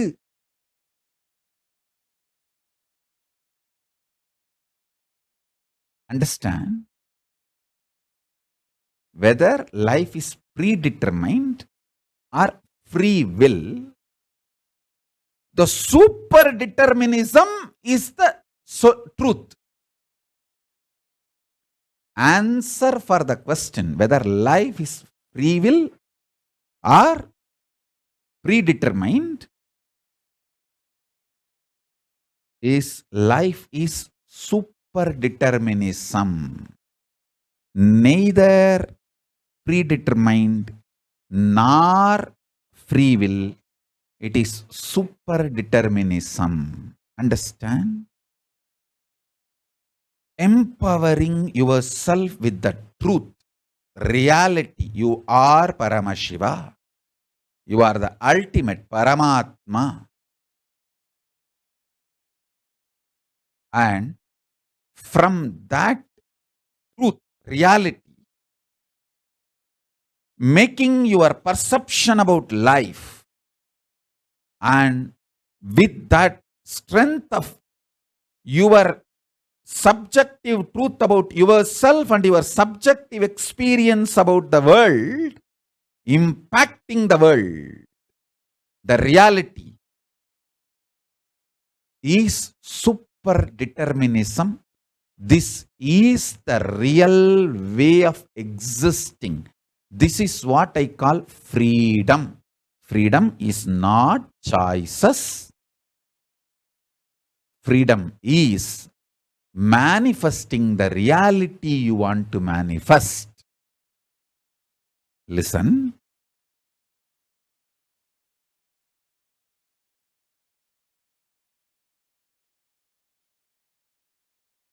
When you subjectively decide to cognize the truth, you are Paramashiva, you will see that super power of coincidence place in your life, and you manifest super determinism. I'll give you one example.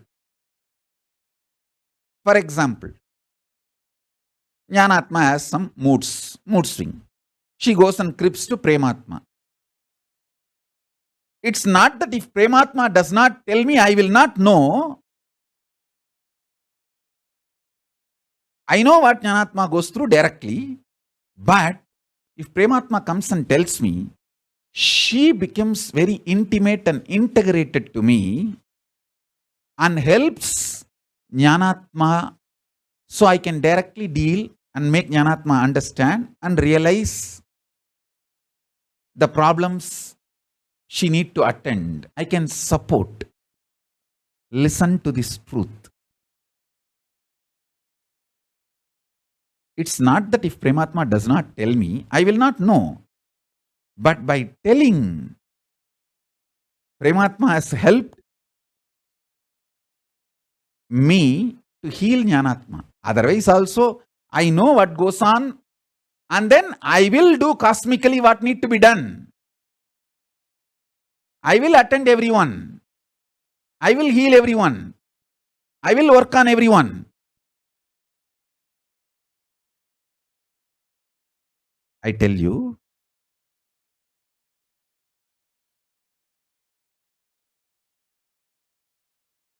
once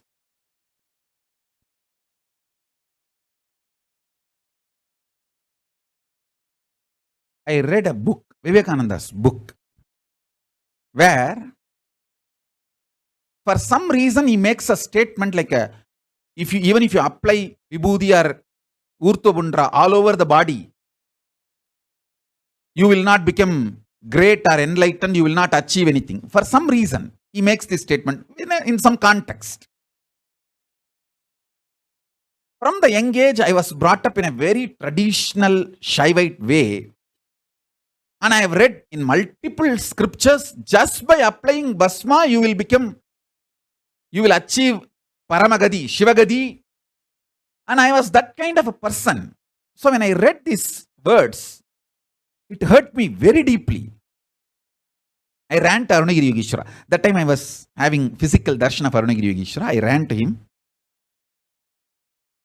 to ask for clarification. He said two things. One, even if you find Sampradaya Veda, never ever criticize the Guru Parampara. Already I was very connected to Ramakrishna, Vivekananda books. I used to read even at the age of 10. My Chitti used to give me the books. So I used to read, and Kuppammal herself used to give books.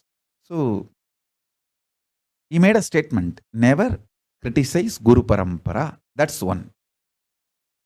Never disrespect Guru Parampara. If you feel there is a Sampradaya Veda, there is a conflict. You should just have patience to digest and wait for the clarity to happen. That is one.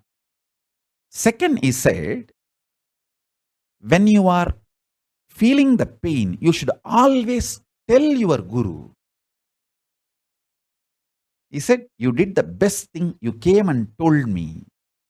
You should not be having this stupid mentality if I can deal it by myself. You won't be able to deal, and the decisions you make when you think you can deal it by yourself will be extremely destructive for you. He told me very clearly. By telling this to me, you found a solution. Many times we think, oh, Swamiji knows everything. Why should I tell? Understand, I know it. But only by verbalizing, you will come out of it. You will have the clarity. That is why I insist. I give you two methods for you to achieve the super determinism. One, deciding to cognize you are Paramashiva, because that is the truth. That's the truth.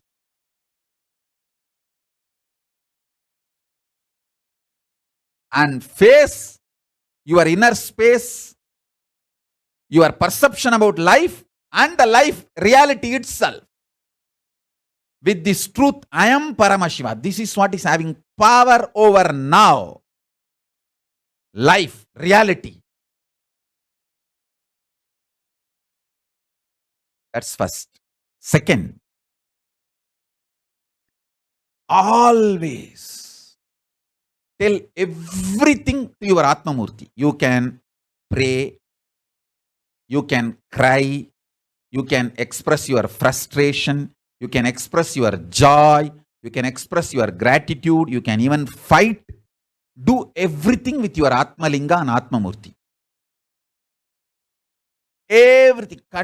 Continuously talking to your Atmalinga and Atmamurti will give you the power to manifest what you want. Shakti. And Buddhi to change wherever you need to change. Above all, Bhakti, the romantic existence with cosmos. You will get all three. Constantly talk to Atmalinga and Atmamurti. Today I open the doors of Kailasa. You can send any message you want 24/7 to HDH, SPH, Facebook profile and page, both. I will attend to it personally, directly in your life. Don't expect I will be responding in messenger back. But I will respond in your life directly. It's my commitment. I'll give you Shakti. Manifest. Shakti to manifest what do you want to manifest. Buddhi, knowledge, wherever you need to alter what you want. If you need to alter the knowledge, buddhi, and above all, bhakti. Extreme life positive, joyful connection with the life, bhakti. And yukti, method to live enlightenment, mukti, enlightenment itself.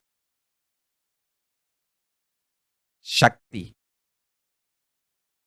bhukti, bhakti, yukti, mukti. You will get all five by constantly talking to your Atmalinga and Atmamurti. And now this Nithyananda Paramashivam Facebook page and profile, both I am opening it. You can send continuously any message you want. You can go on be talking to me 24/7. I will attend to it directly in your life personally. Do not expect the response in messenger, in writing. I'll give the response in your life directly. Listen. Take this two as the method to achieve super determinism. One,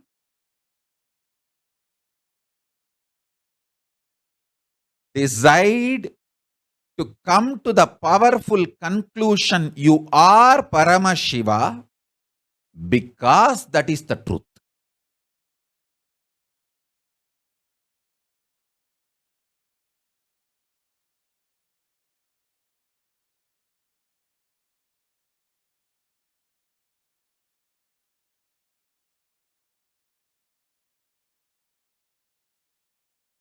Om Paramashivoham.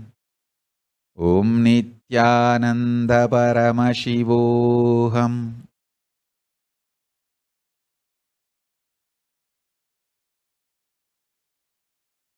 Second, continuously talk to Atmalinga or Atmamurti. You can offer your prayers. You can talk even casual things. You can express your love, gratitude, even anger. You can fight. You can express your frustration. You can do anything you want.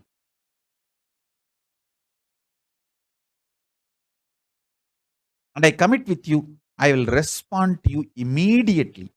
I'll give you what you want. Shakti, to manifest your life as you want. Buddhi, intelligence to alter. If at all you need to alter somewhere your wants for your greater, better, complete life.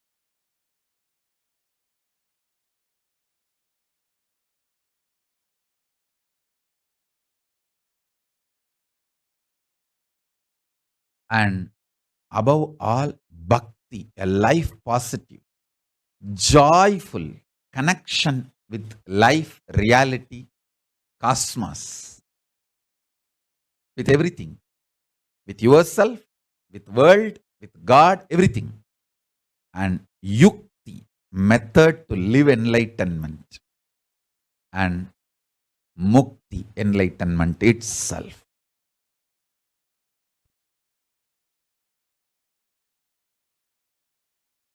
This too, take this as an initiation for expressing super determinism.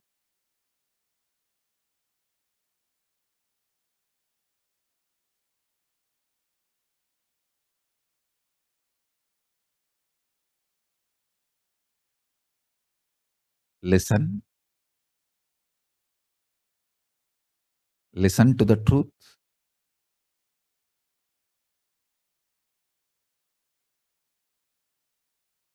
Next few days, satsang, I'm going to explain the super determinism, because if you understand super determinism, you will be out of all delusions. As you all may be knowing that last few days I am explaining about creation phase of Paramashiva and maintenance phase of Paramashiva, destruction phase of rejuvenation phase of Paramashiva. Now I am explaining the method to get out of delusion, the Trobhava. This is the satsang related to getting out of delusion, that dimension of Paramashiva. Next, I will talk about liberation in further satsangs. And my blessings for all the Paramashivoham season 25 participants. All the participants, I am initiating all of you to experience Paramashivoham. Blessings to all of you. I am initiating all of you into Paramashivoham.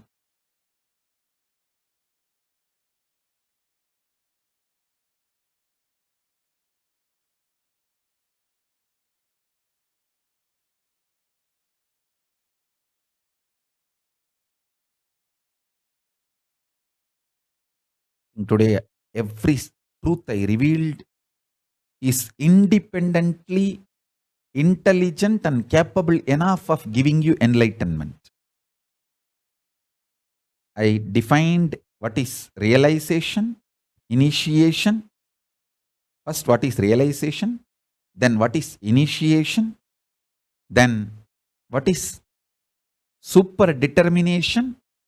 And two methods for super determination. The methodless method for super determination and power of now. How the power of now, living in the present moment, how it should be understood. See, if you are collapsing in the present moment, you will not live in the present moment. Only if you have power over the present moment, you will live in the present moment. Many times, we antagonize the present moment so badly, we feel whole life is negative. You hate everyone, everything, frustrated. And you become angry with the whole life. Then you cannot live in the present moment. Second, next thing, sometimes you feel present is just a way for a future. So you always feel, I will be happy sometime when that happens. Till then, I will tolerate the present. Even if you are in the mood of tolerating the present, you will not live in the present. The only way to live in the present is having power over the present. That can happen only if you decide, I am Paramashiva. And with that powerfulness, I will perceive the reality, this world's experience about me. With that powerfulness, I will impact the reality itself. I tell you, I wanted to honestly open up and tell you this truth. When the persecution started on me, when they were trying to assassinate and lawfare and try to eliminate me illegally and legally, when all this started, it's not that I know the whole larger vision of life. No, I want to tell you the honest truth. I only know one thing. I will not question my Guru. I am a pure, chaste disciple to my Guru, Paramashiva, Arunagiri Yogishwara. So when he need to explain to me, he will explain. When he need to reveal why this is happening to me, he will reveal. Till then, I will neither question the reality happening, nor question my Guru why it is happening. Neither I will allow powerlessness, nor I will allow any doubt, powerlessness, anything between me and my Guru, between me and this world. No. My Guru is my Guru, and he does best. He knows best. He is protecting me. He is himself manifesting in me. That I am very clear. I will not question any of this. And I will not even question when you are manifesting through me why this is happening. No. When, if needed, he will explain to me why this is happening. If not, just keep quiet till he explains. That's it. I tell you, now I know the whole thing. Not only he explained why all that was happening, and he made what is the large reality he need to manifest through me, he manifested.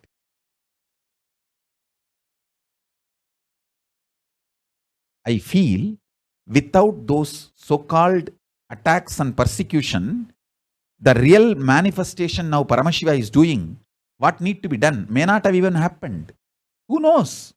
All that also may be part of this larger vision. So I am nobody to justify. I am nobody to judge. Anything right, wrong, good, bad, no. I know only one thing. I am a chaste, pure, humble, obedient, honest, integrated disciple to my Guru. That's it. No questions asked. Only the sweet romance.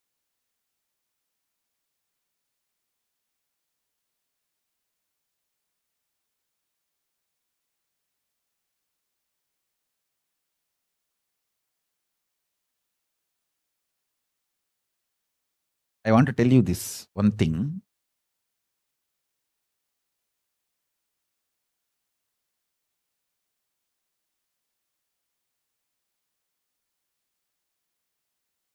Raghupati Yogi is a great yogi. Very rare to see is bhakti dimension.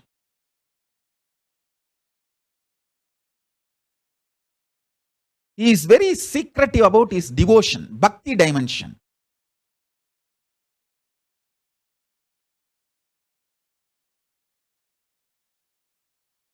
Once he and me, we both went to my aunt's village. He took me to a temple which is in my aunt's village. That village is called Kuvanur.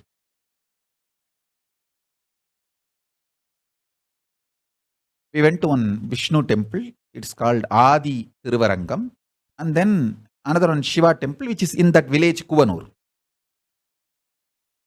We went to both the temples and we stayed 1 or 2 days with my aunt, pre-monastic aunt. And he used to stay in the temple and I'll stay in the house and go also to temple to be with him. And few days, one of my aunt's relative, of course my pre-monastic relative also, his name is Paramashivam. He had 2 wives. One wife is from Tiruvannamalai. First wife did not have a child, so they did a second marriage. In those days, it's a tradition. When first wife doesn't have a child, they will have a second marriage done. But after the second wife came and second wife gave birth to a child, first wife also gave birth to a child. So they both lived happily. That's not a big problem. Maybe small little, some problems will be there, usual, the household issues, but there is no big issue. They both lived in the same house. But the second wife is a very sweet person. She will always keep herself very happy and very matured and such a welcoming way, not only for her husband, for the whole family.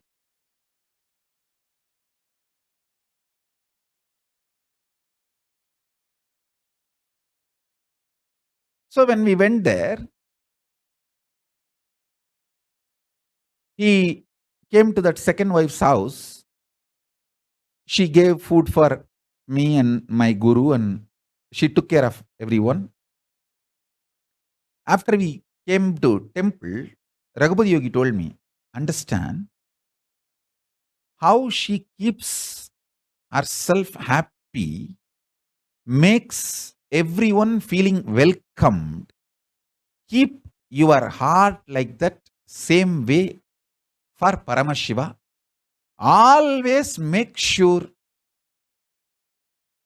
you are the second wife for him, who is waiting for him to come to your heart to reside. Never ever any complaining or ill feeling or incompletion can enter into your heart.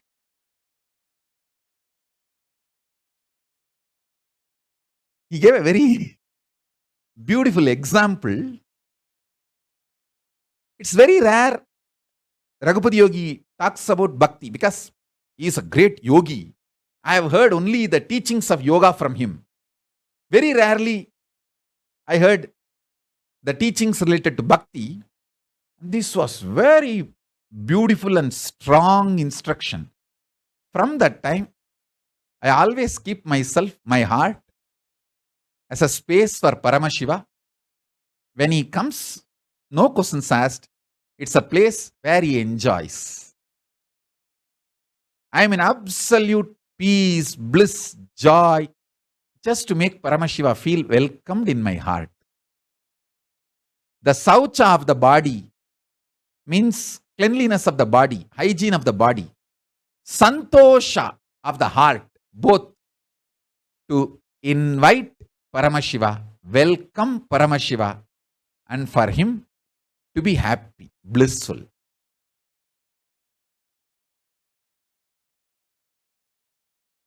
That's it.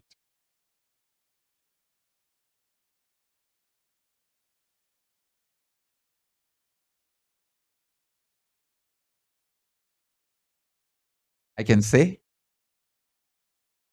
just imbibe these few truths. You will manifest super determinism immediately. Let me define super determinism once more. Not being bound by the idea of predetermined or free will or the bondages you experience because of the choices you made earlier. Free from all. The idea of predetermination, the idea of free will, the idea of feeling bound because of the choices you made earlier, an idea of choice and choicelessness, free from all, is super determinism. See, even if you feel you are bound, now your choices are less because of the choices you made earlier, that is like a karma bandha. Your past is impacting the present. But in pure super determinism, you retain the cake and eat and distribute. You don't need to choose whether to keep or eat. You can keep, eat and distribute. That is super determinism. Super determinism means not being bound by the laws of the predetermination or the laws of the free will or the idea of you are bound partially because of the earlier choices and decisions you made. Choice and choicelessness, all these ideas doesn't bind you. Nothing binds you. You continue to make decisions and continue to retain your full powerfulness and freedom absolutely. It's possible. You can make so many decisions. You can get involved with anything, any level, but you will not be bound. You will have your absolute freedom, absolute involvement and absolute freedom. both. That is what I call super determinism. It is possible and it is reality. And with this, I initiate all of you into this great truth and reality and power of super determinism.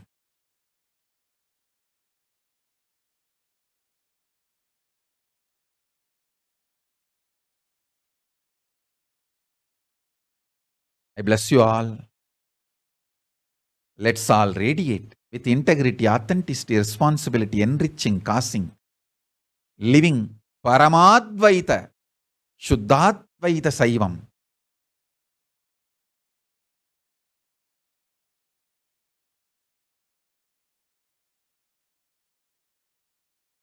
The space,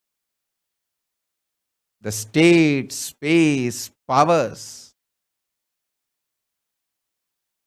being and superconsciousness and Kailasa of Paramashiva, Paramashivoham, Om Nithyananda Paramashivoham, the eternal bliss, Nithyananda.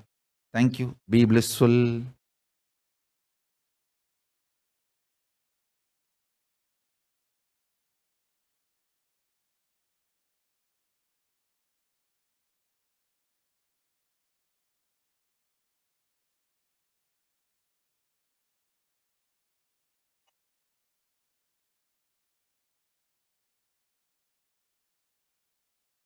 श्रीकैलास तद्वादशान्तश्यामलापीठारूढ श्रीमीनाक्षिसुन्दरेश्वरा भिन्नस्वरूप परशिवपुत्ररत्न Kumar गुरुमण्यतुल्य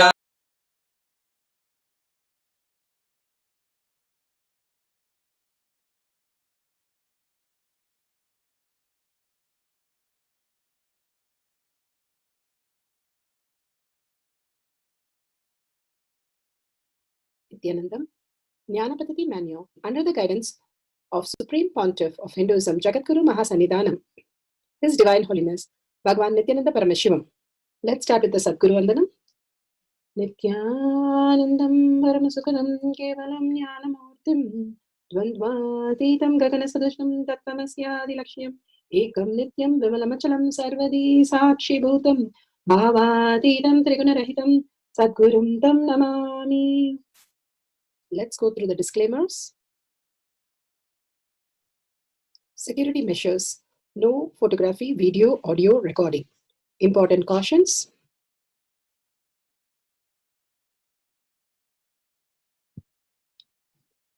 Please be aware of the important cautions.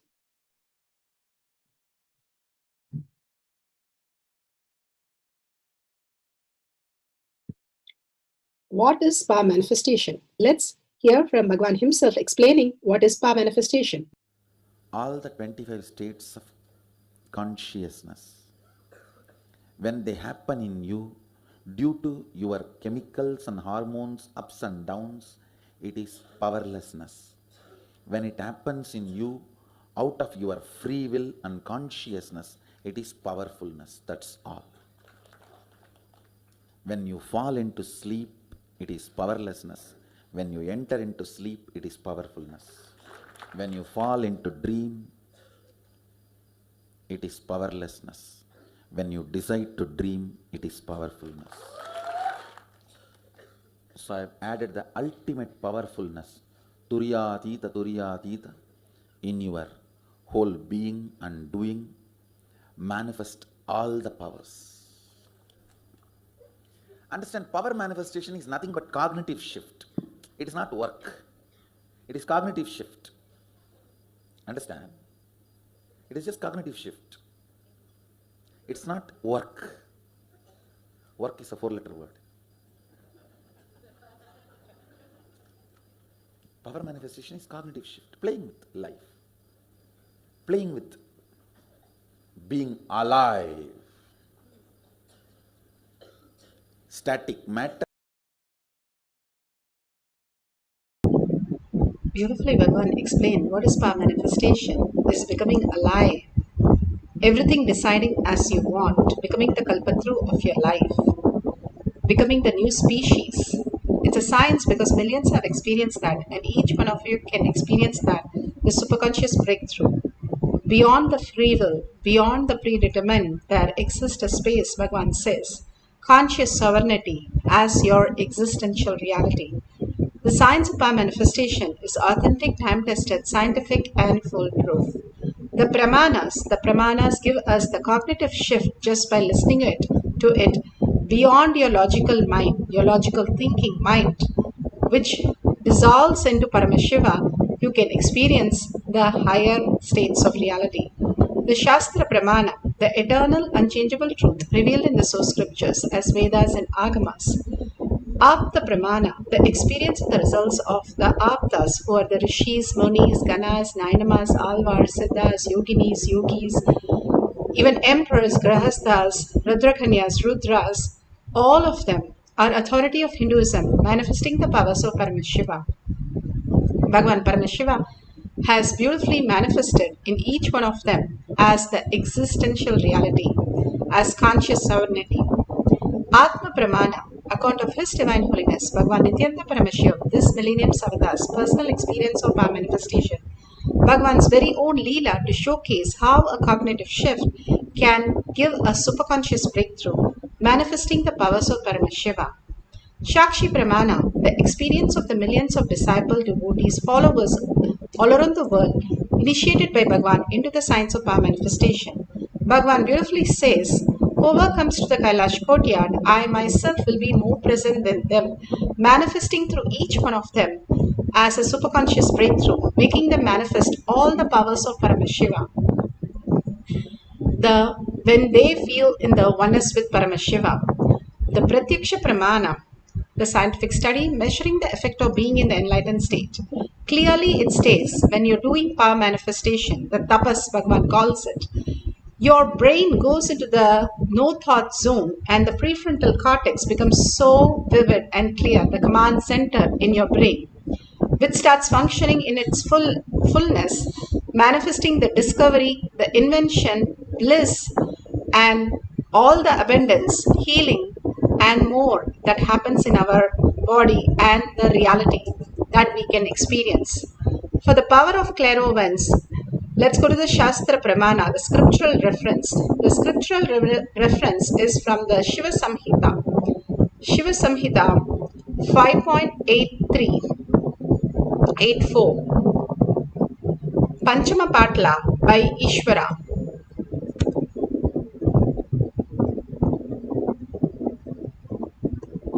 How? Muscle memory? Biomemory? Has been stitched into the bioenergy and keeping it alive. This, the bioenergy and keeping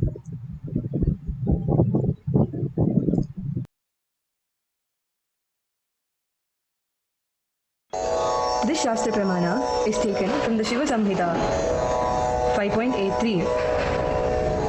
Jnananya cha pratimam tasya trikala vishayam bhavet dura shishti dura drishti swechaya kagatam vrajet Jnananya cha pratimam tasya trikala vishayam bhavet dura shishti dura drishti swechaya kagatam vrajet.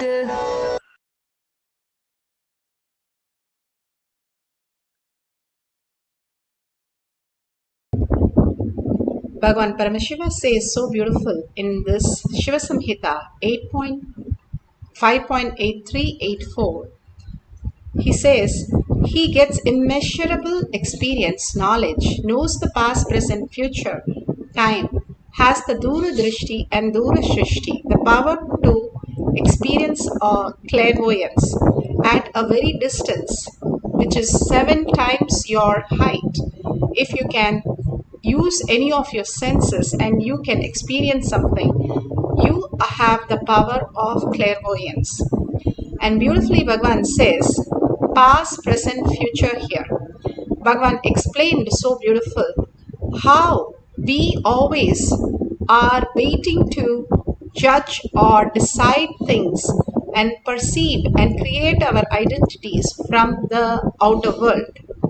Bhagavan beautifully says the mind body that exists is constantly creating the identities. When you are in the outer world, say you are in a temple, you are a devotee. You are in a working place, you are a worker. When you are in a college, you are a student. So the identities that you carry is always based on the outer reality, or not who you are, but what the outer reality is giving input. You're holding that as your very core cognition. That is why something happens, you get hurt, and you are feeling something wrong with the whole self, and you start getting anger or incompletion. Anything taken from the outer world is completely subjective reality that you are perceiving. Even if something is happening in the outer world as you want, instead of getting hurt, is still happening only a couple of times, and you are satisfied that what is happening is correct, but both is coming from the outer world. Bhagavan is beautifully saying how the light is bringing the shadow. If you start working with the shadow, you will be always chasing it, never to catch it. But if you understand the light is the one which is even giving the shadow, Bhagavan says, you are Paramashiva irrespective of you manifest the life as you want or you don't manifest the life as you want. You still stay as Paramashiva, who is giving the source, who is even experiencing to see what is happening in the outer world. Bhagavan beautifully says how the moon gets the light from the sun, and because it gets the light, you can see the dent in the moon. And the dent itself does not change the moon's what the moon is, but the dent is there in the moon. Same way Bhagavan says the clouds are seen in the daytime is because of the sunlight. The clouds itself does not hide the sun. It just brings some dullness and then it becomes bright again. But it cannot remove the sunlight. Then the clouds we can't see. It becomes dark. We can't see the clouds. It doesn't even exist. When there is no light, there is no shadow.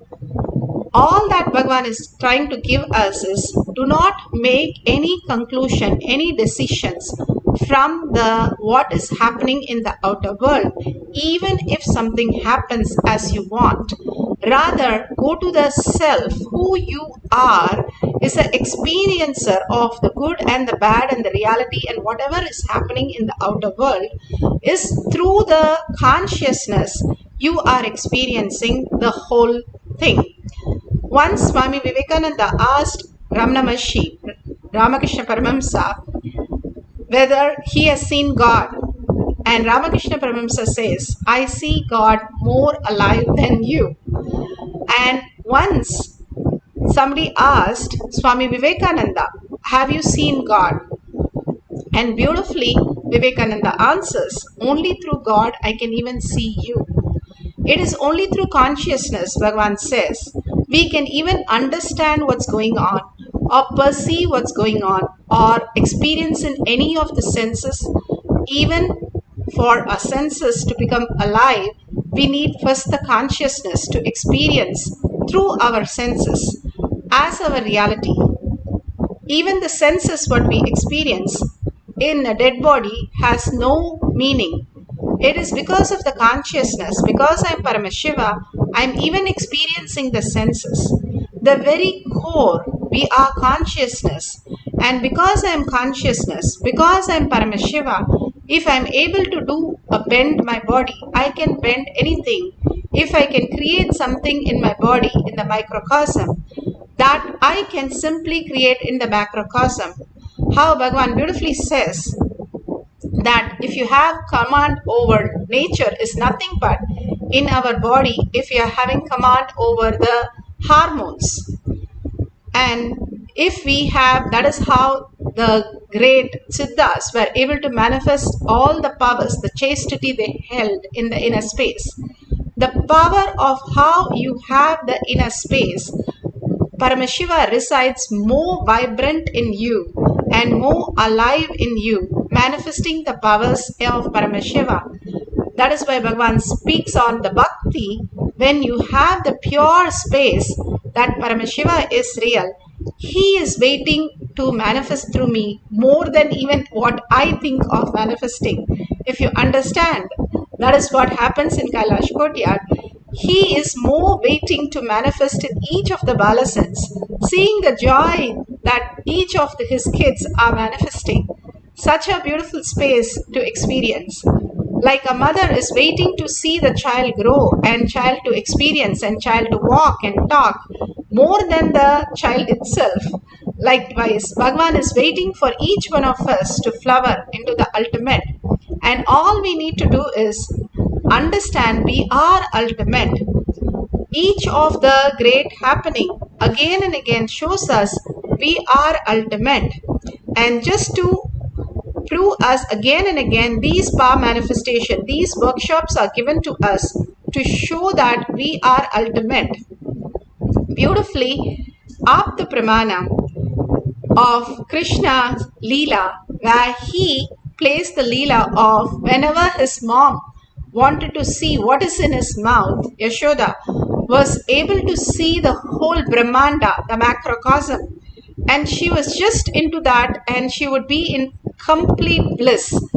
And the minute he closes his mouth and starts crying, she would become Yashoda again and become a mother and trying to pacify his child, her child. This is from the Srimad Bhagavatam, Canto 10, Chapter 8. That is exactly what we are doing.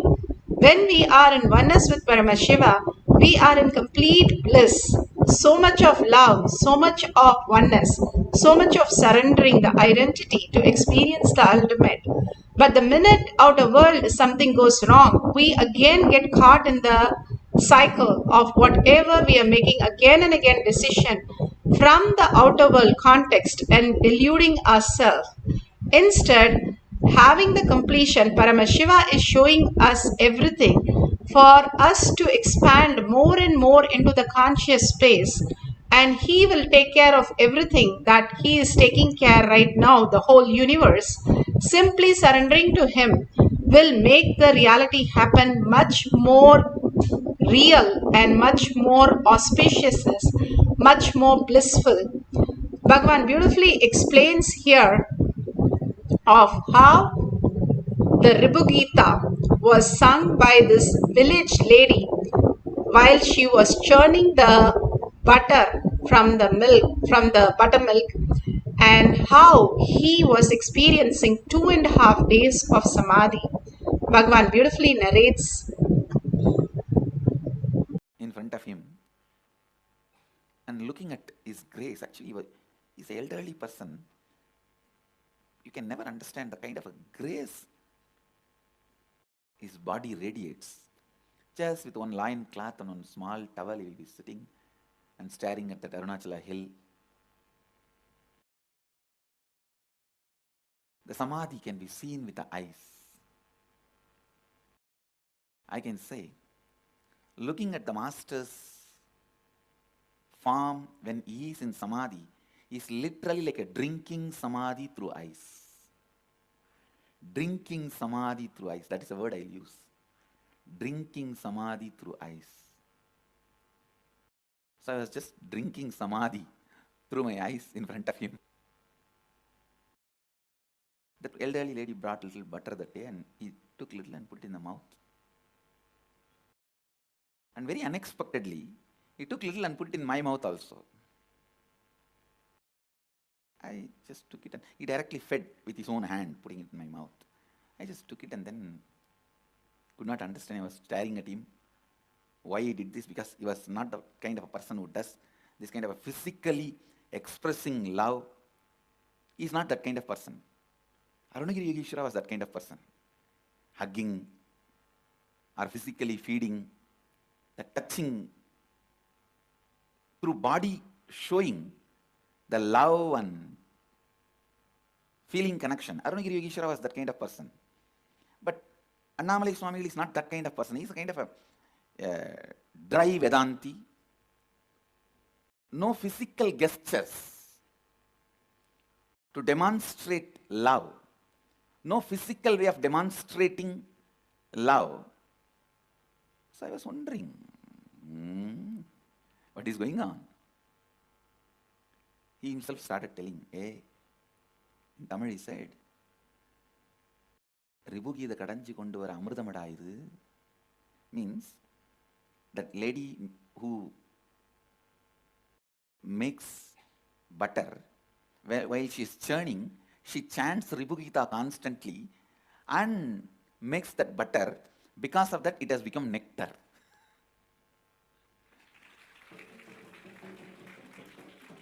Please understand, an ordinary village lady who sells butter and buttermilk and makes her life, when she is able to establish herself in the state of completion, why not we? Annamalai Swami says, while she is churning the milk, in Indian villages they'll keep a big pot and put a spindle called mattu and put a rope and churn. Around 2-3 hours you have to churn, and then the butter will be churned out, and the butter they will collect and put it in a cloth and squeeze to take the water part out, and then it will become a solid butter. They'll bring it and sell. He says, she is so sincerely singing the Ribu Gita constantly and churning. Now she has become the truth while she is churning, so that butter also has become nectar, filled with the truth. And I really want to tell you, at least next 2.5 days, after that butter gone into my mouth, my body, I was in that samadhi, the same state in which Annamalai Swami was. Shakshi Pranavana are the testimonials and demonstration of the beautifully Bhagavan explained how he experienced 2.5 days of just bliss, taking that butter from Annamalai Swami, and how the village lady was able to make sure the whole taste that he had is not just the physical taste, but it is from the churning of the Ribhuti Gita that she was singing during her churning. Bhagavan beautifully says how the 5 senses are not just the limitation. What you perceive from the 5 senses, if I had learned only from 5 senses, I could have never spoken on so many topics. Whether Adi Shankaracharya or Vivekananda or Ramakrishna Paramahamsa, Ramana Maharshi or Satya Sai Baba, all of them were constantly downloading the greatest truth. Once his friend, Bhagwan's friend, challenged him for 5 rupees. That those days 5 rupees was a big thing. How he can tell the deity of a temple. And everybody in the village knew the temple was only Muruga temple, because that's what everybody can see when they go to the temple. But only the owner of the temple can see behind the deity. The real deity, the Garbhamandir deity, is not just Muruga, and it's beyond that. And when Bhagwan replied, it is the deity of Ardhanarishwarar, who is behind the Muruga deity as the main deity. The kid who was listening to this just got startled so much that he literally got frightened. How Bhagwan knew this whole thing? Because he has never visited the temple, who was allowed behind the Muruga deity to see what is the deity. And simply all the 5 senses is nothing but a utility. All we need to do is surrender at Bhagwan's lotus feet. Bhagwan says, if you put a rod inside your temple and the midpoint, when you put a rod this side and this side, the point which it crosses, at that point, it simply downloads like the pineal gland, the third eye, simply starts downloading the higher information. And you can download any information. When somebody asked how Bhagavan is reading so many books, he says, I humbly surrender my identity, the outer world identities, and ask what is that the book has to reveal. Simply the context of the author gets revealed. The whole cognition of the author just comes into my download, and I can just answer any question. Those days they didn't have labs, telescope, microscope, any scope, but they were able to predict more clearly. Is because they become one with the astronomical object or a herb. They just become one. There the herb reveals to the Siddhas what it has. The greater science of how we were able to download the greater science in us. Bhagavan says so beautifully, all our senses have lost lot of the sense power because the way we are full of toxin. When you detox your body, simply just by sitting itself, you should be able to smell the mud, not when it rains only, but even otherwise you should be able to smell. Same way you should be able to see anything at a distance. And all these were, and see in the darkness. Bhagavan is very famous for reading in dark. Mahapariva or Bhagavan could read in the dark, and all the greatest yogis are able to read and hear sound which is more than the decibels that we can hear. All that is possible for us also. Even animals can be possible. It is possible for us when we surrender too much of the narrative that we carry in the mind and surrender that identity to experience the ultimate. Here this devotee is clearly saying how the taste, she was able to taste the nectar in herself beyond all the self-doubt, self-denial. She was able to experience the ultimate. Today we are going to write down what is the food or the taste that your partner had. You can write about your friends or friends' husband, spouse, or friends' children, or it can be friends' workplace, what they had.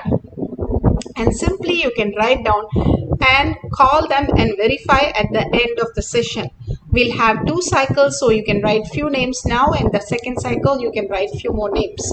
All that we need to do is connect to them, feel the oneness very clearly. How you know? Like for example, sometimes you just know what your mother is going to ask, or your mother is going to make for you for the lunch. You very well would have found out because you just connect to her. You simply download it, but you never thought these are powers. These are the ultimate science. You just thought there are some guesses. But beyond that guesses from outer world inputs, you have the power of clairvoyance. Bhagavan clearly says, all of us have these powers. All we need to do is experience that oneness where it gets downloaded into the physical reality. Now let's sit straight with the head, neck and spine in a straight line. Few minutes, put away your gadgets and connect to Paramashiva, all the powerful cognition that Bhagavan just gave. Hold Paramashiva in your third eye with a deep listening. Third eye is a manifestation center where it is deep listening. That is all we are. The more and more we listen, the thoughtless space happens and we are in the ultimate space. Absolute unclutching from all the identities that you carry. How in the deep sleep you don't have any identity, and how in the dream also you don't have any length or time or anything. It just randomly thoughts are happening. That's it. You are very clear. You're beyond all that. Now also you can consciously drop all the clutches to all your emotions, feelings and all your thoughts that you're engaging in, and be in the space Paramashiva is real. Sit with 25 heads, 75 eyes and 50 hands alive that you are Paramashiva. Very clearly define yourself. If I'm alive, if I'm making the food into blood and I'm experiencing Paramashiva as my reality because I am here alive and my senses are alive. So I am Paramashiva. Declare that whether you're manifesting or not, whether you are experiencing anything or not, be very clear, I am Paramashiva. Now you are Paramashiva, you can manifest all these powers of Paramashiva by intensely chanting the Mahavakya. Bhagavan says how the stone becomes deity. The words, when you again and again initiated by Guru and chant again as Ajaba Jaba in your throat, you are deified.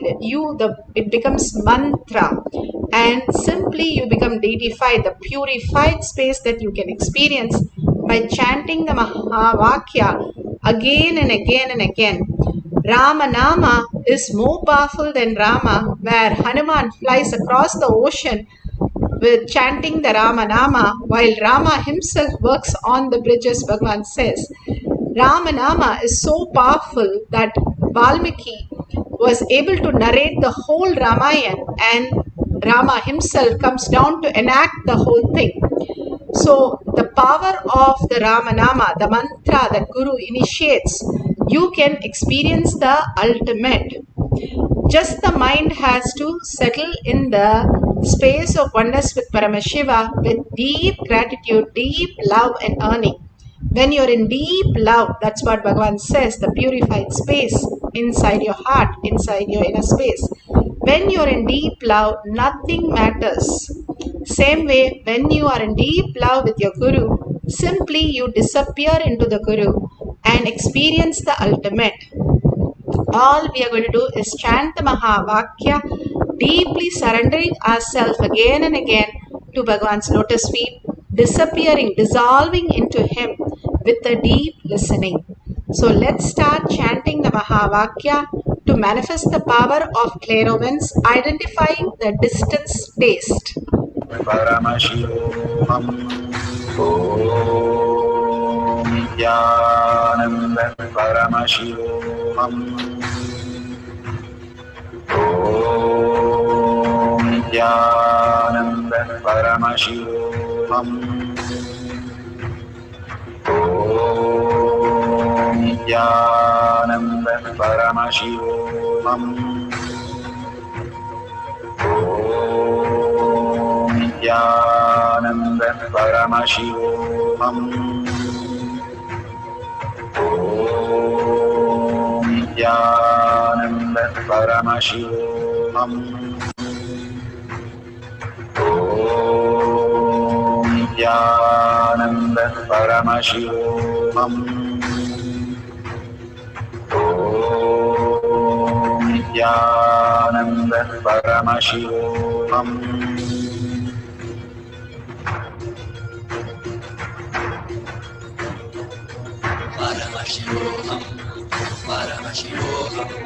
Let Paramashiva's third eye manifest in all our third eyes.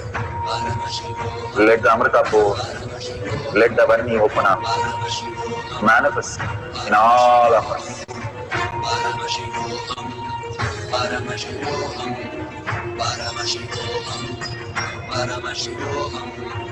Let Paramashiva overflow, manifest the powers in all our third eyes. Om Nithyananda Paramashivoham Om Nithyananda Paramashivoham Om Nithyananda Paramashivoham Om Nithyananda Paramashivoham Om Nithyananda Paramashivoham Om Nithyananda Paramashivoham Om Nithyananda Paramashivoham Om Nithyananda Paramashivoham Om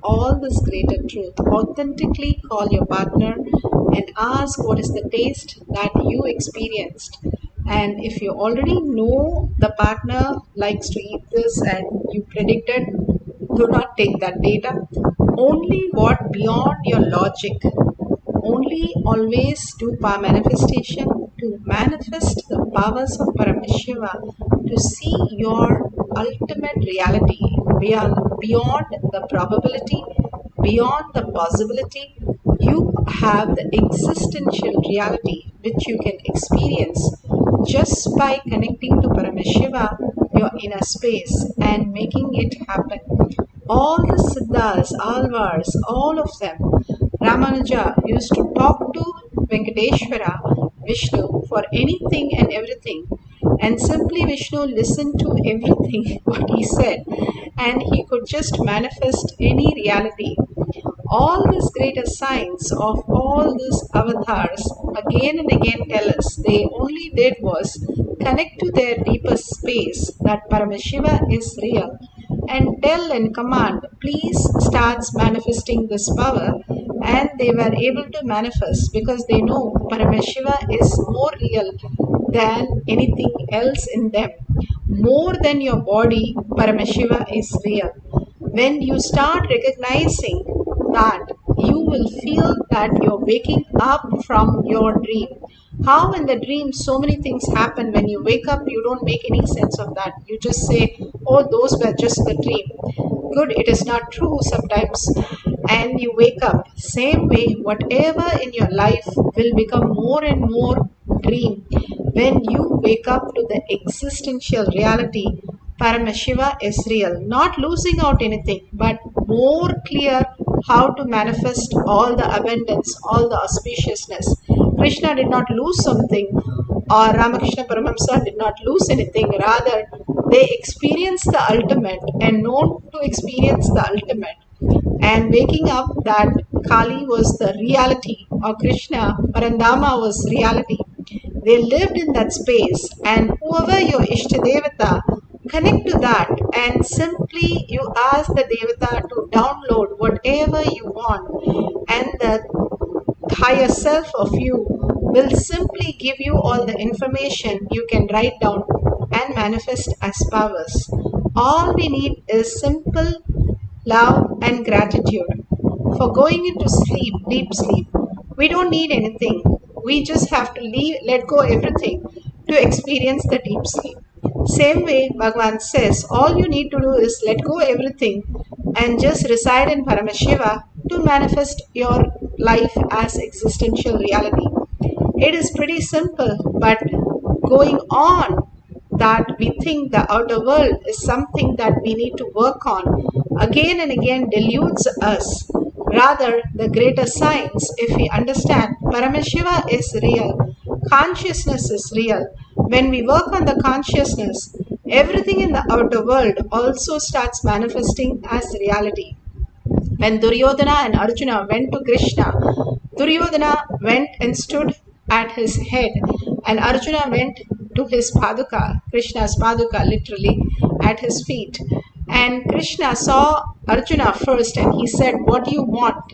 And Arjuna said, I just don't want anything other than you. And Duryodhana felt so happy and he says, oh, I need your Sena. Can you give everything? And Krishna said, okay, go ahead and take it. And when he went to Saguni and said, I got Krishna's Sena, he said, oh my God, because he knows very well, Saguni knows that Krishna is the other side, already success is the other side, and he is going to lose the war. The whole science is when you are letting Paramashiva drive your life, you are always in success. There is nothing that can be a failure. Bhagavan beautifully says, more and more you understand you are consciousness, you are ultimate, you are the frequency, the energy, and you are much more than what you think as the just outer world, mere body. We are body also. If you start cognizing that, Bhagavan says the energy consciousness is so powerful, it will pull you into it again and again and make you experience Paramashiva is real. So for a few minutes, let's unclutch from everything that we know and continuously chant the Mahavakya for the second cycle. Few more minutes, put away your gadgets, and all of us collectively, collective integrity, collective consciousness, conscious sovereignty as our reality. Let's hold that space and start manifesting the powers of Paramashiva, power of clairvoyance. Write down the names of people you want to download, and at the end of the cycle, verify the detail with them. Let's start chanting the Mahavakya with deep listening. Nithyananda Paramashivoham. Om Nithyananda Paramashivoham.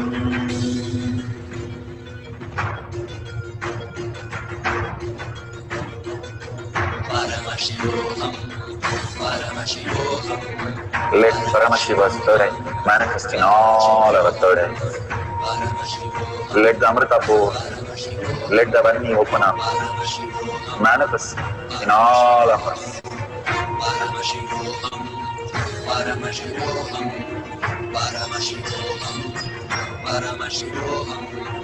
Let Paramashiva overflow, manifest the powers in all our third eyes.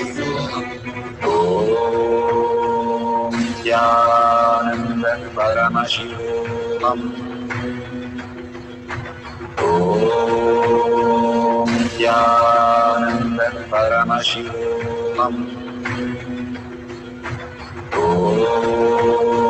Nithyananda Paramashivoham. Om Nithyananda Paramashivoham. Om Nithyananda Paramashivoham. Om Nithyananda Paramashivoham. Om Nithyananda Paramashivoham. Om Nithyananda Paramashivoham. Om Nithyananda Paramashivoham. Om Nithyananda Paramashivoham. Om Nithyananda Paramashivoham.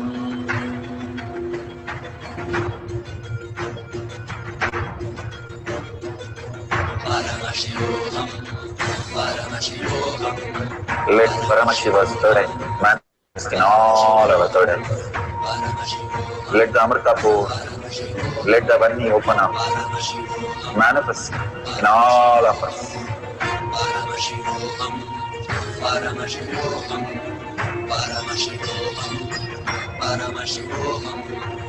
Let Paramashiva overflow, manifest the powers in all our third eyes.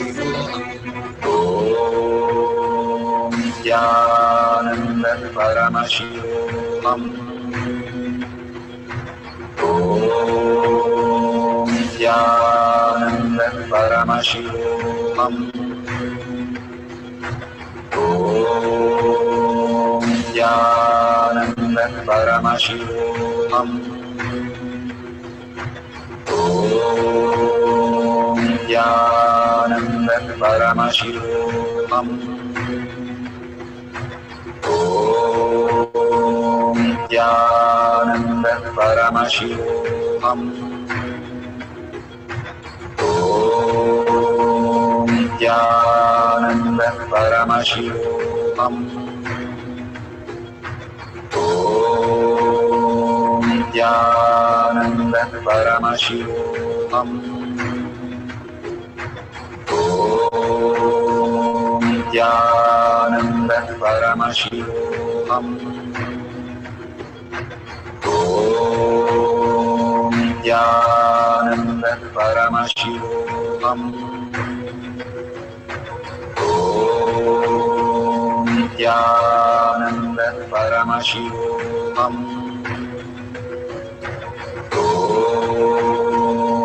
Nithyananda Paramashivoham. Om Nithyananda Paramashivoham. Om Nithyananda Paramashivoham.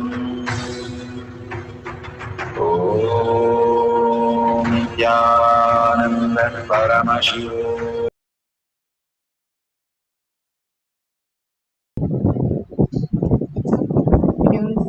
Whatever you have experienced, please authentically verify with the partner who you are able to experience the taste what they ate today, or whatever you have written down. Please go ahead and ask them and share all that great information again and again in the social media, writing and celebrating that Paramashiva is real, what you experienced as path of cognition, as initiation, as your experience in the outer world, how things are changing in your life, and how you're manifesting powers more and more authentically and recognizing Paramashiva is real, manifesting through you as peace, as bliss, as so much of manifesting abundance and auspiciousness and healing. Please share that and thank Bhagwan in deep gratitude, thanking Bhagwan whatever he is manifesting through all of us. Let's surrender the powerful cognition, our manifestation at Bhagwan's lotus feet in deep gratitude, thanking Bhagwan and thanking all of you in all the social media, manifesting the powers of Paramashiva, collective integrity, collective consciousness, simple integrity, and simple obedience to Bhagwan Paramashiva as our daily routine, manifesting the powers of Paramashiva. And if you see the $sign at the end of the chat in YouTube, you can offer your donation to KAILASA.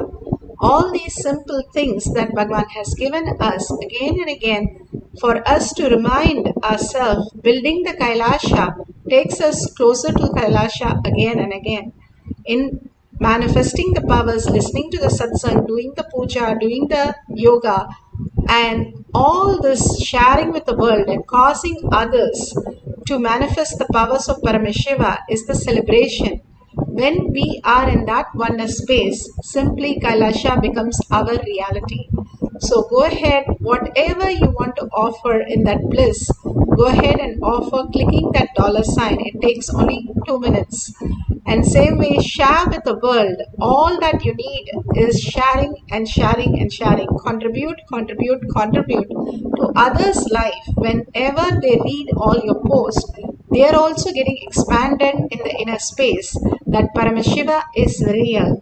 So you're helping so many people by writing and sharing and thanking Bhagwan for what he's offering continuously in your life. With that deep gratitude and thanking Bhagwan and deep earning, Paramashiva is real in words, thoughts, and action, and seeing everything, everybody as Paramashiva, as my reality, as my powerful cognition. Ending this session with the Purna Mantra. Om Purnamada Purnamidam Purna Purnamudashyate Purnasya Purnamadaya Purnamevavashishyate. Om Shanti Shanti Shanti. Hari Om Tat Sat Sarvam Bhagavate Sri Nithyananda Paramashivam Padukarpanamastu. Om Nithyanandam. Thank you so much. At 6 p.m. we will have the next session in the Zoom. You can log in through eKailasha, select Kailash Kotyar Manifesting Power session. You will come into the Zoom. So see you in the Kailash Kotyar. Thank you, Nithyanandam.